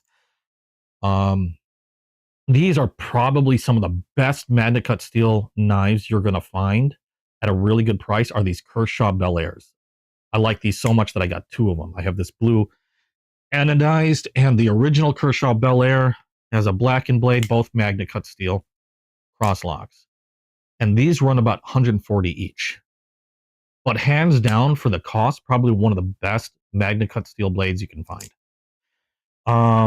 If you can get them on sale, I'm a newcomer to them, but if you can get them on sale and get them at a good price, Spyderco. Both of these are their Salt series, and these, the two that I have, come in MagnaCut as well. This one is a Spyderco Sage 5, and this is a Spyderco Para 3. Difference on this one is this one's also coated in a black DLC, which is a DLC is short for diamond light coating. So a very durable black coating on the blade that also enhances its corrosion resistance. But these are going to be, on average, they tend to go, when they're not on sale, they're like 230 to 260 bucks. This one on average is like 150, roughly. Both their Salt series. This one's from Concept. This was about 140, I believe. Also MagnaCut, a really chunky MagnaCut steel blade, to give you an idea, but you've got an idea now their price ranges for that. Again, it's just overall, in my opinion, one of the better steels out there, because it's all of its score, I'm just going to say scores because I can't think of another word. All of its scores in regards to all of those stats that I mentioned are really, really, really good overall. And that's why it's one of my favorite steels. Now, there's a lot of other things that you have to take in consideration instead of just the steel. If you want just because you have things, again, this is a huge rabbit hole. this is a huge rabbit hole you can go down if you look up knife steels, because not only is you got the type of steel, like MagnaCut S35 VN is another one that I like. It's a premium steel, but you can get those for a little less. Other than the steel, there's other things you have to take in consideration when it comes to how good the knife is going to perform. Steel is one thing. But also you have to take in heat treatment. How well the company that makes the knife heat treats their blades. You could have one of the best steels on the market. You could have Magna Cut steel knives. If they're not heat treated properly, they're going to be shit. If the company that's making the knife doesn't heat treat their Magna Cut steel well, they're going to be poop. And you can get knives that, like I said, D2 steel, a lot of people see as a budget steel because it's not stainless. They're hard to sharpen. They retain their edge really well, but you see D2 steel used on a lot of inexpensive knives. But if it's done, if the heat treatment on the D2 steel is done exceptionally well, it could be an amazing, amazing knife. One of the ways some people tell is if you see a knife that's called CPM D2. CPM stands for Crucible, which is who created a lot of, they provided or made a lot of steels for plenty of uses, especially knives. I think they actually went bankrupt and they're now being run by another company, but that other company is their intention is to maintain that same quality. But if you see CPM D2, that's a really well heat treated D2 that you'll see on a lot of I don't know if I forgot if I still have it. CPM D2 steel on like 100 plus knives. And they'll run circles around any of the cheaper D2 and even some of the 14C28N and Nitro V steels in terms of performance. So edge retention and all that other stuff. Heat treatment is a big thing. If you're getting it from a really good manufacturer that knows how to heat treat their steels properly, that'll almost, as long as it's heat treated properly, it'll be a good steel. If it's not heat treated properly, doesn't matter what steel it is, it's going to be poop. And then the last thing you want to take in consideration, I know I'm giving you a lot of info. The last thing you want to take in consideration is edge geometry. How much of an angle that knife is sharpened at plays also a very big role on how well that knife is going to work and how durable that knife is going to be. You can take a steel that is rather soft, like pretty much crap, okay? And if the angle of the sharpening, I'm just using my fingers to use as a rough example. A lot of kitchen knives tend to be a really sharp angle, like a really low angle, 15 to 17 degrees. Okay. Now, while you can get razor sharp knives at that angle, the problem is because that angle is so thin, there's an easier chance for that edge to dull or chip, regardless of what steel you're using. If you bring the angle up and sharpen it at a greater angle, that edge becomes much stronger, much tougher. In fact, a lot of knives that I get, usually they're sharpened to like about 17 degrees. Okay. And again, I'm using a rough estimate, just using my fingers to illustrate.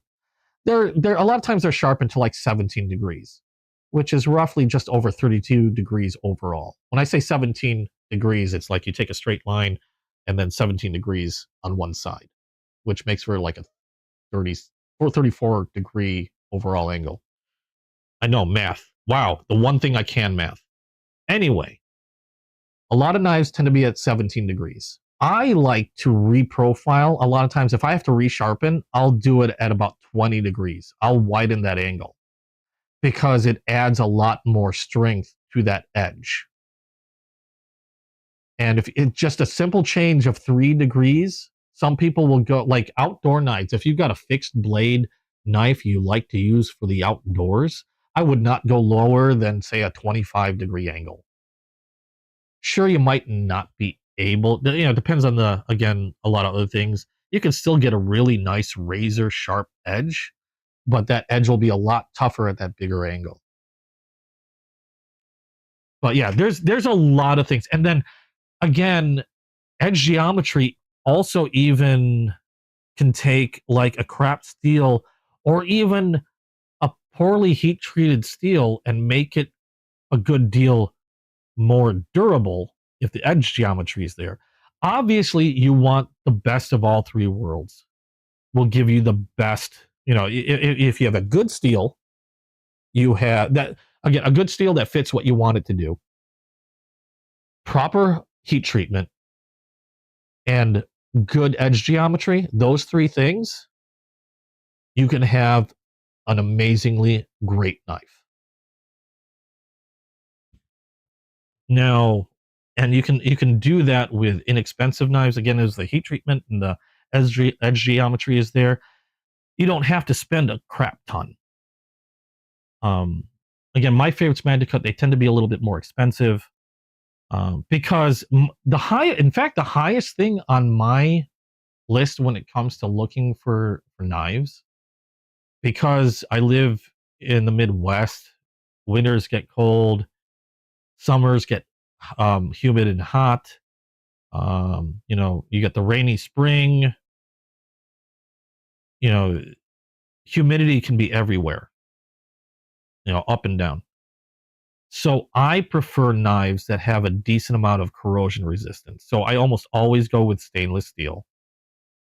Magnacut has a really strong corrosion resistance to it.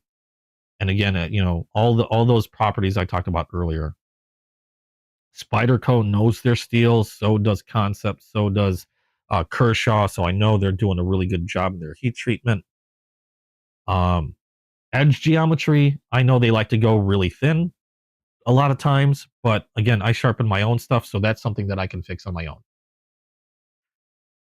So that's why I go with Magnacut steel anyway. It's my favorite. Not everything I have is Magnacut, because that would make everything in my freaking collection insanely expensive. But if I have the option, I'd like to shoot for Magnacut.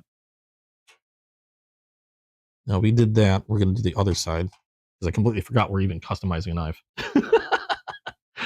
Jono asked me a very, very loaded question. That's you'll have people that have their own favorites, because again, people do different things with their knives. I'm not a tough user. I'm not putting my knives through insane extremes. Okay. So as long as I can maintain the knife, as long as it's corrosive resistant, I'm happy with it.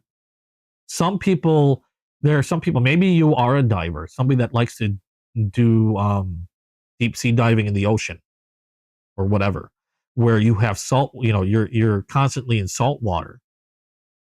Magnacut might not even be strong enough. I know Magnacut's really good. I know people that have used it in occasions like that, and they've come back with saying, yeah, my knife is freaking awesome.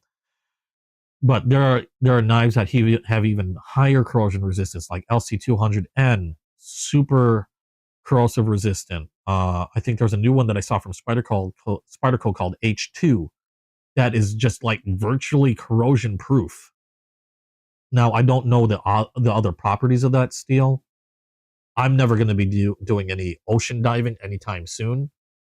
So those highly specialized steels, I don't look at, because I don't think I'm ever going to need. Magnacut gives me a good score across the board, and that's why I like it. That being said, there are other steels that I still mentioned before that I do like as well, like 14C28N, because it's a good budget-minded steel for knives that are under $100. 14C28N and Nitro V. And a lot of knives that utilize that you can find under $100, even under $50. I don't know how their heat treatment is with those really expensive or really inexpensive knives. I don't know how the heat treatment is. So I would just go with a well-known and trustworthy manufacturer at that point, if you're unsure. Knives like Civivi, Kaiser, Vosteed, to name a few, QSP, make really good, inexpensive knives. I have a lot of Civivi knives. I mean, a good, when I first started, a good majority of my collection was Civivi and Kaiser. They make a lot of good, inexpensive knives. A lot of them D2, a few of them 14C20N, a lot of Kaiser I have Nitro V. But they're a very trustworthy manufacturer, I believe.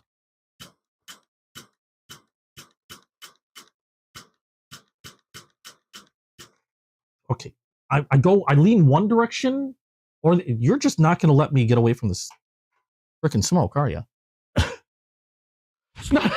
That's fine. I'm happy to talk about this stuff. I just know I can talk somebody's ear off. And I'm also still learning.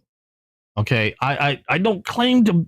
Okay, do your research. I don't claim to be an expert.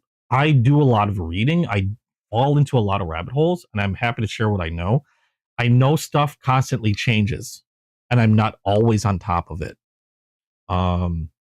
So all I can tell you is what I've learned, my experience with stuff, and I'm happy to talk about and share what I've learned. So I just know I can talk some ears off, and there'll be a point where people will just like completely check out if I can.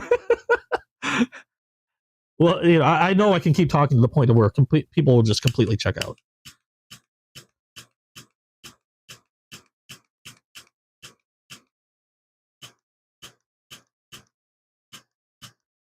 Now, were you looking at were you looking to get a specific knife?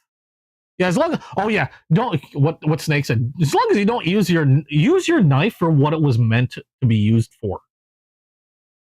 It was meant to cut. Either cut, slice, or chop. Use your knife for what it was meant to be used for. Do not use it as a screwdriver. Do not use it to open up a paint can.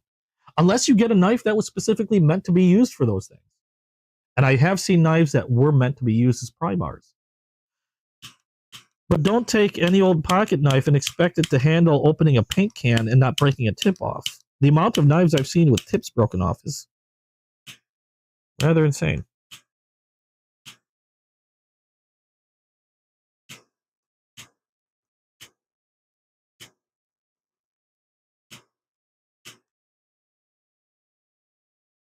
This is actually looking really good, really quick.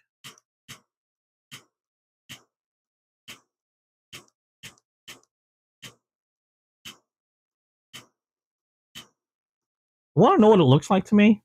I don't know if I'm looking at their bacon bone. I'm looking at my rendition or recreation. It almost looks like meat. I don't know if I'd say it's bone is like bacon yet. It almost looks like meat. You got one missing.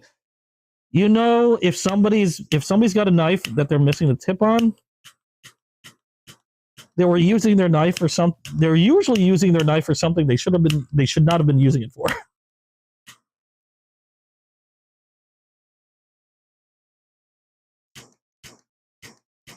I mean, I'm just talking about, like, you know, if you want to keep your knives in decent shape, don't use it as a pry bar. If you want your knife to last a good long time, don't use it as a screwdriver.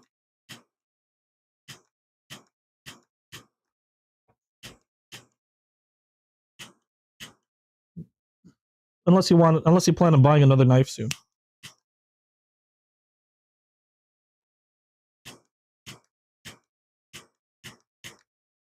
Okay, I think. Oh God, the smell of burnt bone. I think we're about as good as we're gonna get it. Oddly enough, this side didn't lighten all too well.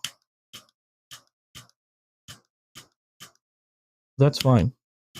it's not going to be perfect. And that's the thing with a lot of these customizations. I actually enjoy seeing those little imperfections. Like I'm never going to have a perfect knife, but I am going to have a knife that I've essentially customized all my own. There we go. It looks kind of like meat. Okay, believe it or not, I like it. I don't know about you guys. Morgan might like this. Only because Morgan is like what do you call that? A fan of like horror movies and stuff. I like it. I actually really like that. That came out actually a lot better than I actually even planned. I don't know if I can call it smoked bacon, but it's cool. You don't like the burning? Oh, I like the burn. And like I said, this is the same thing that Case does when it comes to a lot of their other knives. Where you get the brown in a lot of Case knives is a burning process. I'm just doing it on my own as opposed to buying one that was done already. I like it. That's probably hot. I don't know what the temp is. I'm probably a little high. Where's my... Oh, there it is. Coffee.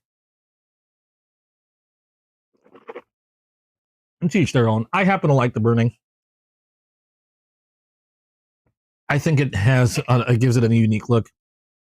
And, like, I have a lot of knives, also. I'm trying to think of an example. Where's my amber bone? That's it. This is an example of a burnt knife that Case does. This is how it comes out of the, out of the box. They do their, I'm just doing it myself as opposed to essentially paying Case to do it for me. This is a burnt amber bone. Really beautiful burnt amber color to this. I didn't do this. This is untouched in terms of any customization. This is a Case burnt amber bone. And essentially what that would look like is pretty much a very light bone color before they did any of the burning themselves. Now I'm sure they use much more specialized equipment for it and stuff like that. And there probably isn't a few people just standing there with some kitchen torches doing what I'm doing, but yeah, that is a burnt amber bone. One of my favorite copper locks. That one is a carbon steel one. I have to keep that one oiled or waxed to prevent it from rusting. A lot of people actually like the patina though. I'm neither here nor there. I just don't want my blades to rust. I know I don't use I have so many knives. I can use a different knife for every day of the year and still not have used all the knives in my collection. Oh, have a good one, Jono. Thanks for coming by. I could use a different knife every day of the year and not have used every knife in my collection. So there are knives that are going to sit around a lot. And some of those knives that are, especially those knives that are like carbon steel or non-stainless, I make sure I oil or wax. A lot of times I'll use a paste wax because that'll prevent rust really well. Probably one of the better things to use when it comes to preventing rust is a paste wax. And then I'll use oil for those spots that I can't exactly get the wax inside, because wax only goes to where you can put it. You don't really get wax running off anywhere unless you melt it. So I just use a combination of wax and oils to keep my knives from rusting out on me if they're non-stainless and going to be sitting in storage for a while. At least that's how I do it. All right, we're going to wait for this to cool off, and then we are going to... Where did I put my thermometer again? I keep tossing it somewhere and I forget where I put it. There you are. Let's see how hot that is. If it's still hot, it is at 100 degrees. I'm going to wait for it to cool off before I do anything further with it.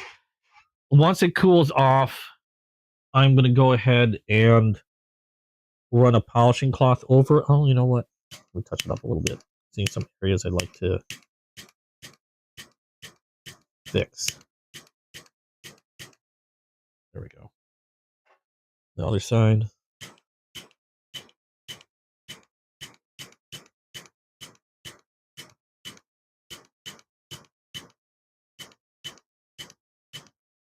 Okay. Let that cool off. Once that cools off, I've got a polishing cloth that I'm going to use to shine it up, and then we'll see how it looks. I have a feeling this is going to look really weird and cool because right now it's dull from the burning. And I'm beginning to think it's going to glisten like meat as soon as I polish it up. Oh, I can't wait for Mike from Chasing Blades to see this one. I should ping him, but I know on the weekend they tend to be off doing something. Sometimes he'll make my show, or he's being quiet and not saying anything, which is a possibility. He's probably crying, well, you're ruining that knife. I like it. And like I said, teach their own. Some people like them, some people don't. I like to customize my stuff sometimes. Like another one that I'm thinking of doing. Now I'm happy with it. So my desire to do so has kind of waned. But one thing a lot of people like to do or like to customize are these. Because a lot of people don't like the yellow on the Sage 5 Salt series. And unfortunately, if you want a Sage 5 Salt series in Magna Cut, I'm pretty sure these only come in this one color. That's it. You've got yellow, or you're looking at a different knife. And a lot of people will do one of two things. They've gone and bought I don't want not secondhand. What's third market, whatever. They'll buy new scales created by other companies that that are made to replace these. These are FRN, which is a type of, does FRN stand for? Fiber reinforced nylon. And there are other companies that'll make scales you can use to replace these, like in titanium. I've seen them in titanium. I've seen bronze. I've seen copper. I've seen micarta. I've seen G10. Custom made scales that people will replace these yellow ones with. That's one thing people will do. The other thing people will do is they'll take the scales off and they'll use RIT dye, specifically like RIT Dye-More dye, and then they will dip the scales in the dye and color their scales. The thing is, when I got it, like I was actually all prepared to dye these or replace them. But ever since I got it, I realized I actually don't mind the yellow. I kind of like it. Because you've got the yellow, you've got the black hardware inside. I think this might have looked nicer if they had black in the blade like they did the internals. Like maybe with that DLC, it would have made it a lot more expensive with a DLC coating. But I think it would have looked real cool if they had black in the blade as well, if they were going to keep, the black internals and the yellow scales. But I was prepared to dye these that even before I got the knife, I'd actually picked these up. I picked a little camp stove, and I actually have this one. What color is this? This is Midnight Navy RIT Dye-More synthetic dye. And I was all prepared to take this knife apart and then dye it using these. But I decided I'll hang on to it for a little while because I realized I actually kind of like the yellow. I don't have too many yellow knives in my collection, really. So I've mentioned it before in comments. There probably will be a time where I will get that itch again, maybe, and then decide to dye it. Or even just buy new scales and maybe switch these off with, like, say, titanium scales, which tend to be pretty pricey. I mean, I think titanium scales I've seen from anywhere from like 90 to $130 roughly. which would effectively like double the price of this knife. So I don't know. I was all prepared to do it. I got it, and then I was like, I don't know anymore.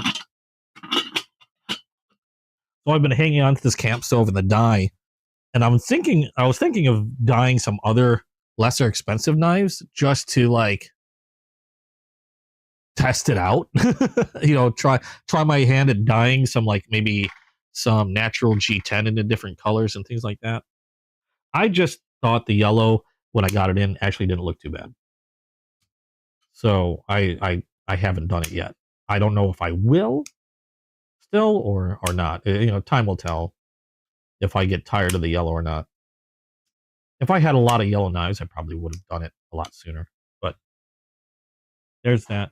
People even replace the ones like this. They'll replace the scales on this thing, and I think these scales are actually really nice. G10, really grippy. I mean, I can understand why. It's the same reason why I toast some of my case knives. It's because people just like to have something a little different, a little customized, a little more them. It's the whole reason why people customize anything, really, because they want something that is pleasing to themselves. People like to please themselves. Who knew? The other knife I was thinking of customizing, this might be one where I just buy some new scales because you really can't dye black. This one is that Demco 8020.5. And really awesome. This is the one with the fart box that made Morgan giggle and gave me a hard time of opening up. Interesting packaging. If it wasn't so weird, I could put a custom design on this. You could do that too. People have done that before. If I were to replace the scales, I'd just probably get something like titanium or Cerakoted aluminum. I've seen some people do aluminum and with a really neat coating on it. I don't know.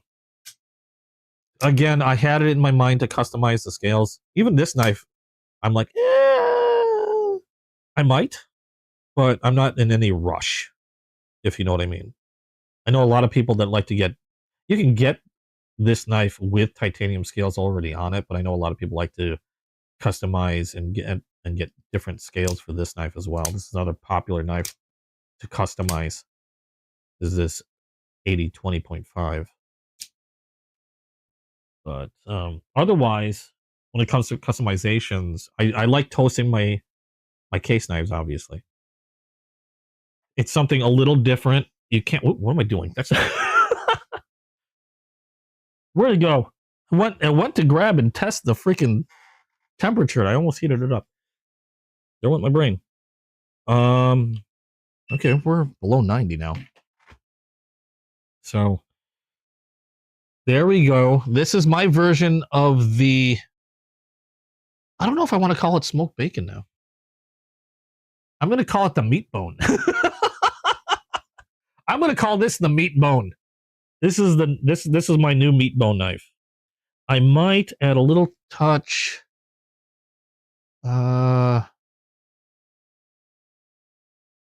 Let's see here. I think I could, whoops. I could add a little touch of toast to this side of the scale. There. It just looked like untouched completely, so.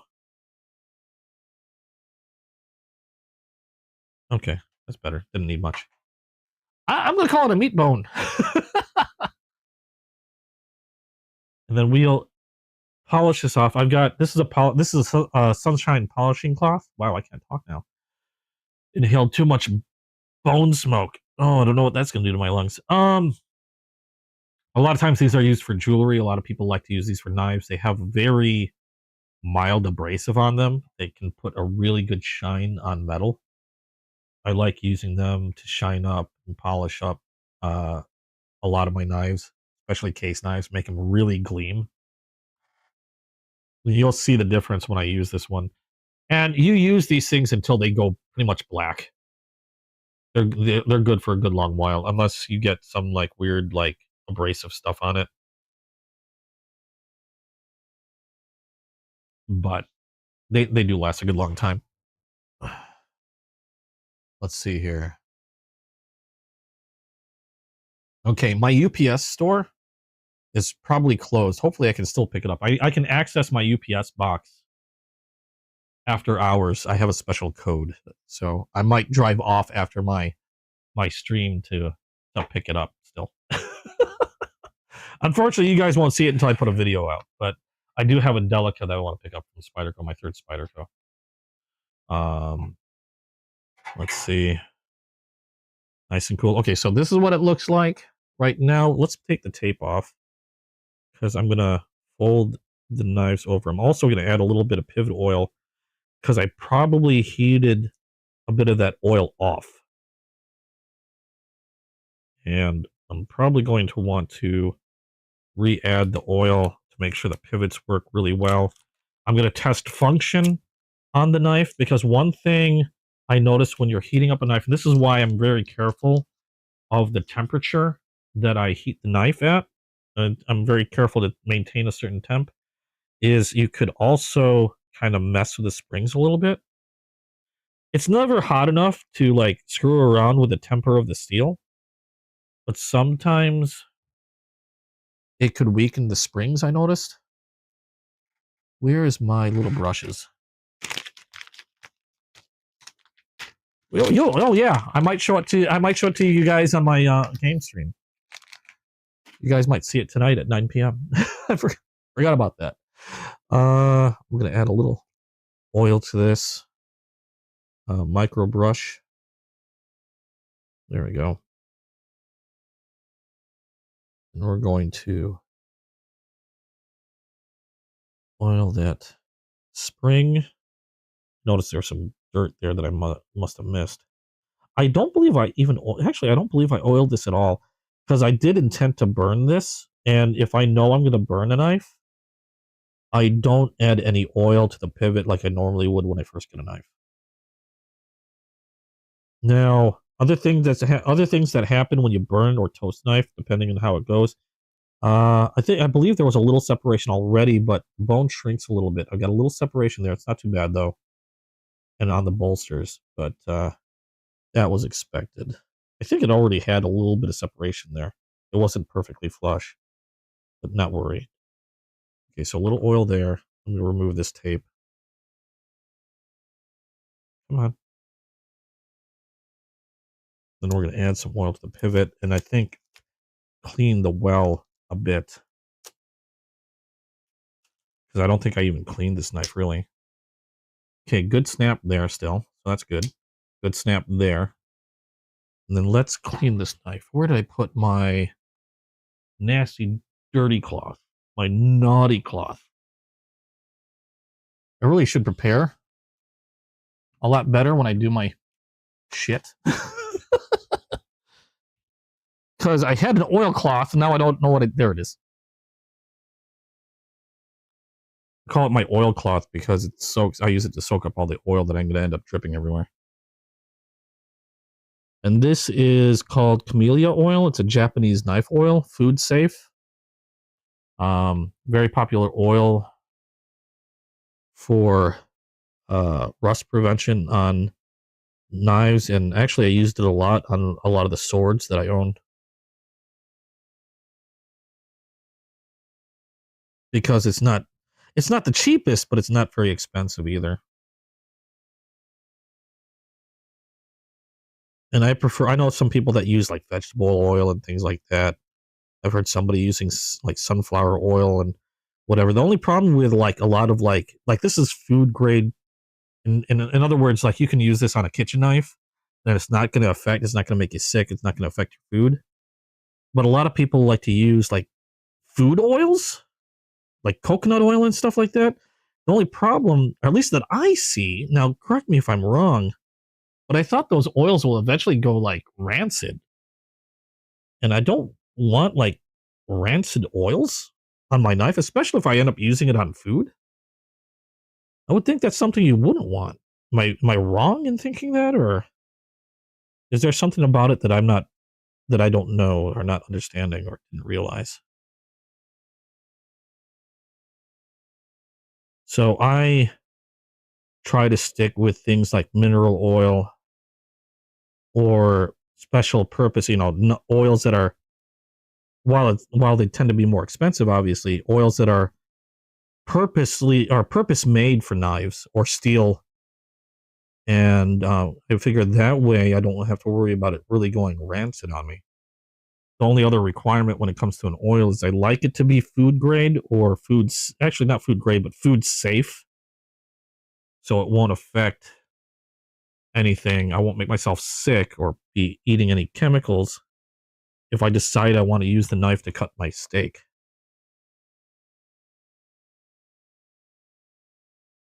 Now, when I use oil on this, what's going to happen is I know there's going to be some oil spots. As the oil soaks into the bone, those will disappear eventually. They can't really be avoided if you're trying to maintain a knife that has bone for a scale. Then we're going to run some oil down here in the well to remove anything that might be in there. Case knives usually are pretty clean. This will help keep the springs nicely oiled. Just removing the excess. Yeah, there wasn't very dirty in there.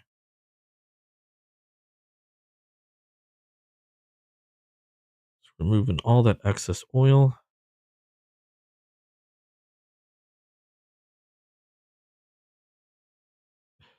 It does look, it looks like meat to me.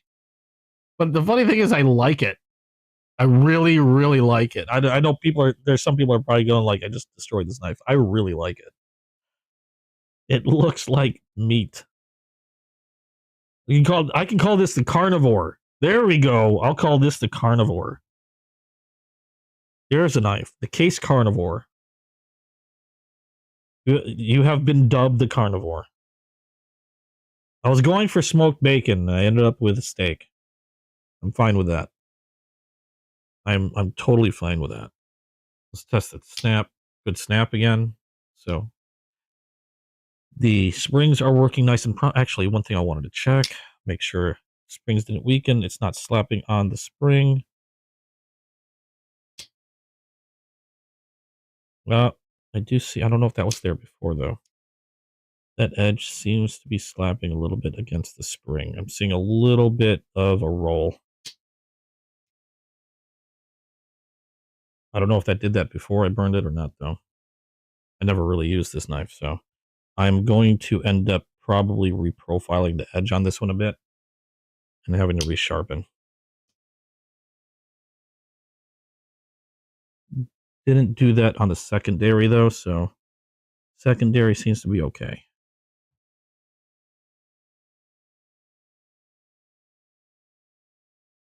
That's one thing I don't see very often, really, on these knives, on case knives, is the edge hitting the spring. It looks like it hit, but I saw a glint on the edge, but I will hone this one as soon as I'm done polishing it, see how it acts after I do that. Get rid of all that excess oil. Nice and clean in the wells. Focus. There we go. Nice. Let's check that snap again. Had a really good snap. I'm not seeing any edge dent on this. So that's pretty good. Again, I don't know if that little roll on the main clip point was there before or not. I should have inspected it and I did not. But I am seeing a little bit of a roll here. Or dent. Let's see if we can fix that. And not something I see very often on case knives. So just gonna run this over a ceramic. This is my work sharp. Get this out of the way. I'm done with that.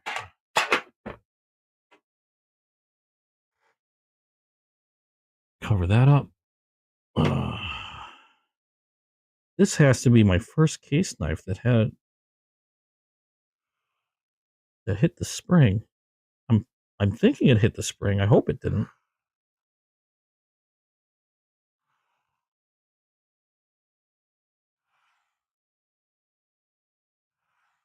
No, I haven't done anything with this knife. Like I said, haven't used it, haven't even maintained it, oiled it, or whatever, because I was anticipating burning this one. I didn't want to do any of that until after I burned it. So it's gone. Whatever was there.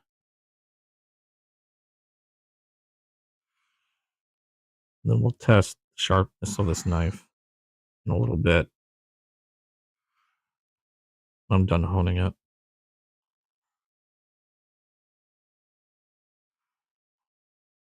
This little sharpener is freaking awesome. This thing has seen more action than any other sharpener that I own. Any other diamond plate or anything. It's just super handy. I don't really have to set anything up. I just grab it and I use it. I don't have to go and set up my big sharpener. I don't have to go grab my diamond stones and plunk them on the, get them out of the case and plunk them on the table. I literally just grab this. It's always sitting off to the side somewhere. And it does a fantastic job when it comes to sharpening or honing, especially. The only thing that I did do is I replaced the compound on this because it comes with that goofy, waxy green compound, which is generally pretty shit. And I use a diamond emulsion on this one. I think I put a 0.5 micron diamond emulsion, which is why it's pink. Yeah, it's 0.5 for the strop, which makes for a very fine edge finish. And then I have another strop that I have with 0.1 diamond emulsion on it if I really want to polish that edge up.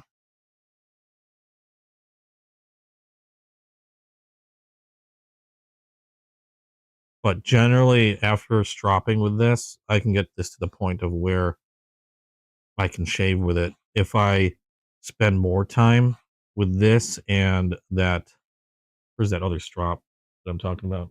That I put the 0.1 diamond emulsion on, I can, and I put a picture of it on Instagram. I can split a hair.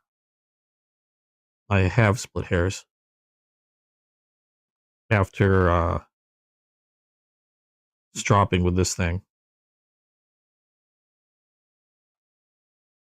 But yeah, I've put a picture of me, well, not a video, but a picture of a hair that I was essentially working on trying to cut in half down the middle. And I don't have very thick hair anymore.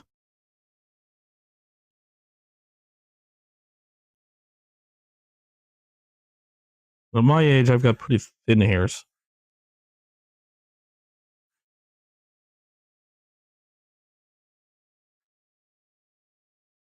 All right, let's see where this is at. Then I'm going to do a test and see if I ruin the edge again. Ooh. Yeah.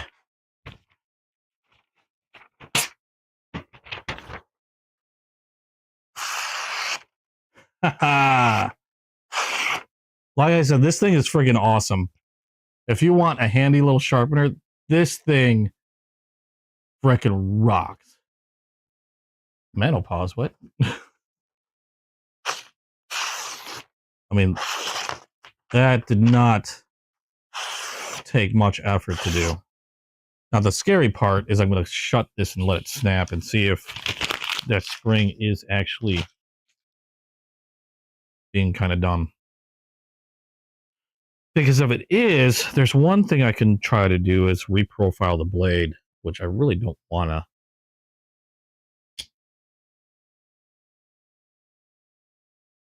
Nope, we're good. Yay! Good. Woo! I was worried about that. I don't see any glint. I didn't see it. Doesn't look like it slapped the back spring, so we're good. But nice and sharp. Now I'm going to polish this thing. Let's close this off. Get that out of the way. Good grief. So this is what it looks like right now. My meat bone. I've dubbed the meat bone. Polish off all the metal bits, as well as the scales, because this stuff is great for polishing pretty much anything.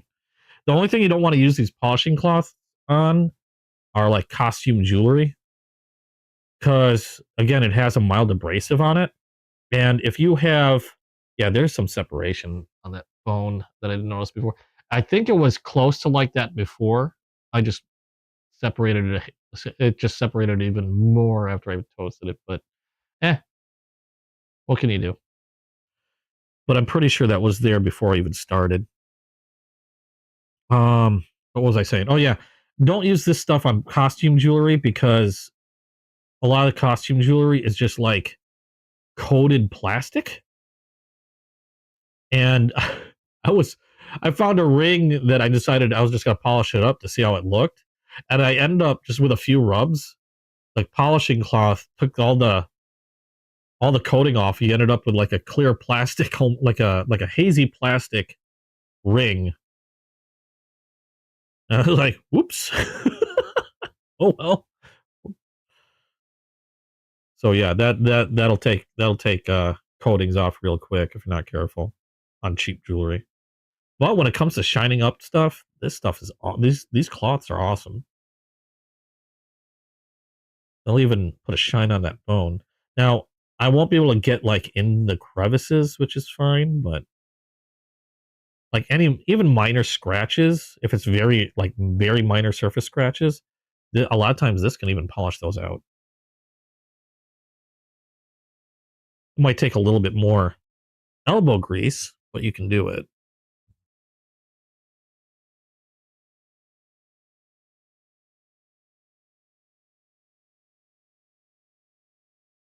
I'm gonna bring this over here before it looks like I'm doing something really weird. But you can see the bolsters, the shine on the bolster, getting nice and glossy looking. The bone's getting nice and glossy looking. It's giving it a good shine now, as opposed to being all dull.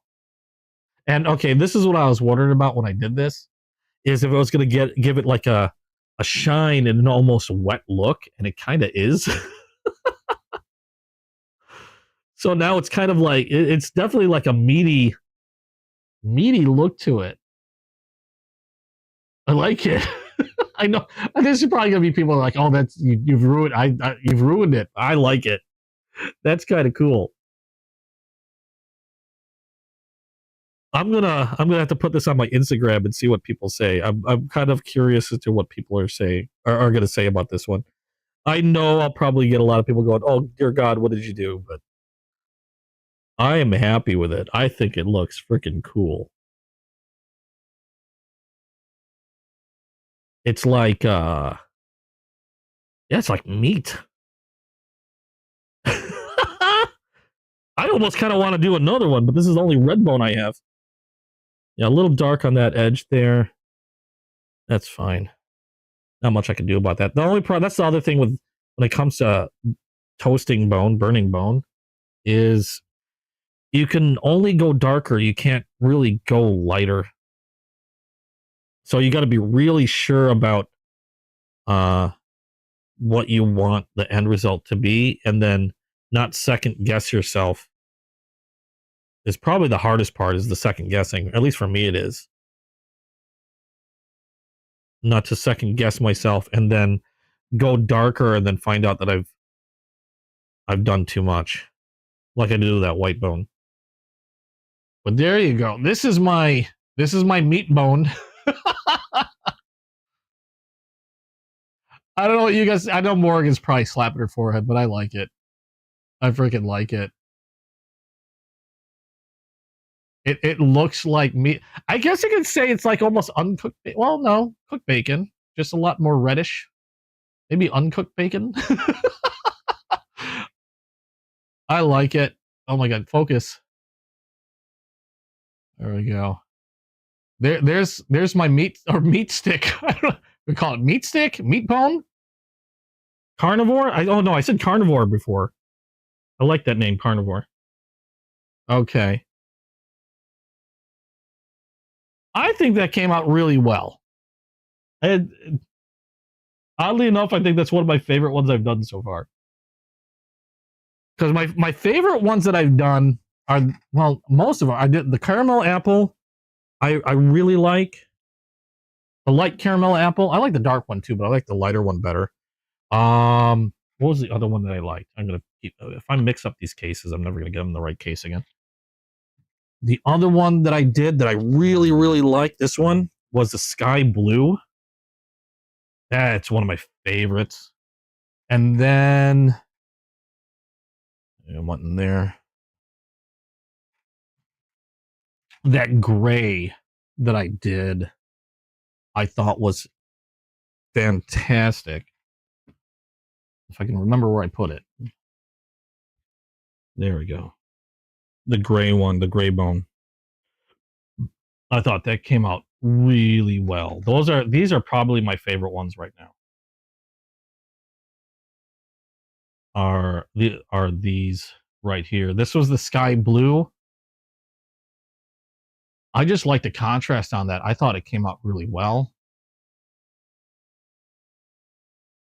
The burned sky. My emulation of the tin roof. Still one of my favorites. And then the caramel green apple. I thought turned out pretty well. You're sorting stocking stuffers and Kenny's wrapping presents. Nice. And now we've got the carnivore. I gotta send a photo of this. I gotta send a photo of this to Chasing Blades. Let me and see what they think. I think Chasing Blades has mentioned that they're thinking about. He's thinking about sending me a knife to burn, but I don't know if he's undecided on that or not. But yeah, I'm gonna have to send some photos. But really happy with how that turned out, and I'm really keen on trying to get out of here now because I want to pick up my knife. So yeah, I think that's gonna be it. I was thinking about talking about my collection more, but we can save that for next time because I think next week I'm not gonna have that many knives to show, unfortunately, because I haven't really bought a whole lot.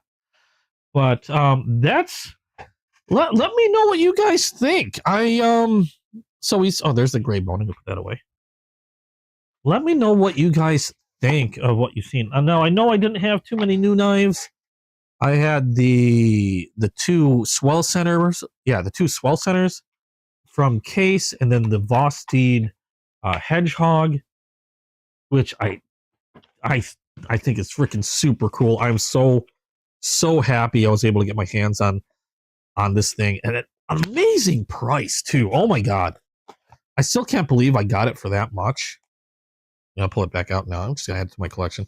I'm gonna have to enter it into my spreadsheet because I already did a video of this. I just gotta put it in my spreadsheet. No reason for it to go back in the box. I might start tossing boxes because I don't collect to resell. I don't know. I don't even know why I'm hanging on to boxes. A lot of my Savivi boxes I've already tossed, but I'm realizing I've got a lot of room taken up by empty boxes. But yeah, this hedgehog, freaking awesome knife. I really like it. Cool color too. And the funny thing is, when I was looking at the hedgehogs, I was thinking, do I go with the black? Do I go with the green? Because I never expected I'd be able to get my hands on one of these magpies.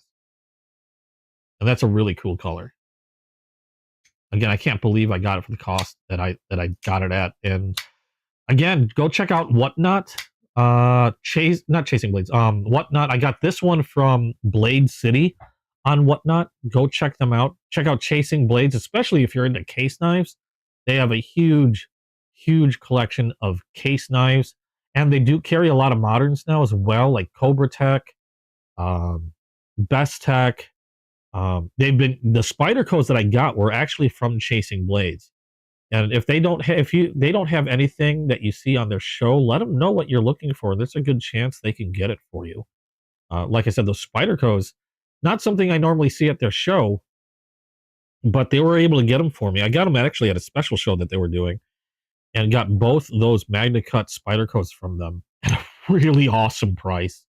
I got the Delica that I'll be picking up in a little while from them as well, and I think they have another Delica and VG10 steel that they have in the show, unless somebody already picked it up. But I don't think they're holding another show until Tuesday. So if you want to check out Chasing Blades, you're going to have to wait until Tuesday comes up. They generally run a show between Tuesday and Friday. Usually start around 10:30 in the morning. Blade City, I forget when they start because I don't hit them up as often. But I'm pretty sure they do a show pretty much every day. So I'm pretty sure if you're looking to get or check out Blade City, just make sure you check out earlier in the day, and I'm sure you'll probably find a show, or you can always see what shows they have scheduled on Whatnot if you look them up. But there you go. Let me know what your favorite was. I don't have the swell centers out because I put them back in the box because I'm an idiot. But there you go. Oh crap! Which one went to what? This thing went that there. This one went to. It's pretty sure this one. Yeah. Okay. Good. When you use these leather slips, they conform to whatever knife you put in them, and if you use them for different knives, they'll deform really quick. So I always make sure I have the right knife with the leather slip. But okay, that's just a weird aside. Nice squirrel. But anyway, thank you guys. I think I'm going to go ahead and end it for now. I know it's a little earlier than usual, but I got to hit the washroom. I got to go take a trip to pick up a knife. And to be quite honest, that's pretty much all I got for today. So thank you guys for joining me. Hope you guys had fun watching. If you liked what you saw, please drop a like down below. And if you haven't yet, hit subscribe and hit that notification bell. That way you'll get notified when I drop down a new video. I also try to schedule these lives all the time. Usually I'll schedule it on the Wednesday, whether I'm going to have a live on Saturday or not. I'll usually put a post up on Wednesday. I give it a little time because sometimes things change. Like today I started an hour later. But do check out the channel. I do intend to hold another live next week. Admittedly, I'm not going to have a whole lot going on in terms of new knives. I do have a couple knives coming in. I want to try to get my hands on another gray bone because I really want to toast another gray bone. I might want to get another one of these, another red bone, because I just like the way it looked. It looks like meat. It does look like meat, and I kind of want to do another one. But anyway, thanks again for watching. You guys have been awesome. I hope you enjoyed. But yeah, enjoying my knife journey, enjoying sharing it with you guys. I think we were at what were we at? We're getting close to 500 subs, which I think is freaking awesome. Last I saw, we're at 460. Oh my God, Blade City subscribed. When did they subscribe? I don't know. I've that's awesome. I didn't notice that Blade City had subscribed. I hope they check it out. Hey, I got one of your knives over here. Thank you so much for the awesome win, or awesome. I should say it was a flash sale. But yeah, Blade City. I just noticed that 469. Yes, so we're getting close to 500 subs. I really hope you guys are enjoying this. I'm having a blast doing these videos and doing these lives. It's just real fun. That's why I'm doing it. It's like a lot of fun. The same reason why I do my video game channel. It's just a ton of fun. I love interacting with you guys, and the support you guys have given me has just been utterly amazing. But anyway, I gotta hit the washroom. I gotta get out of here and go pick up a package. So thanks again for watching, and hope to see you in the next video. Bye-bye. Okay, I don't have a closing yet. I completely forgot to work on one. So no little closing ditty or video or anything like that. So I'm just gonna go.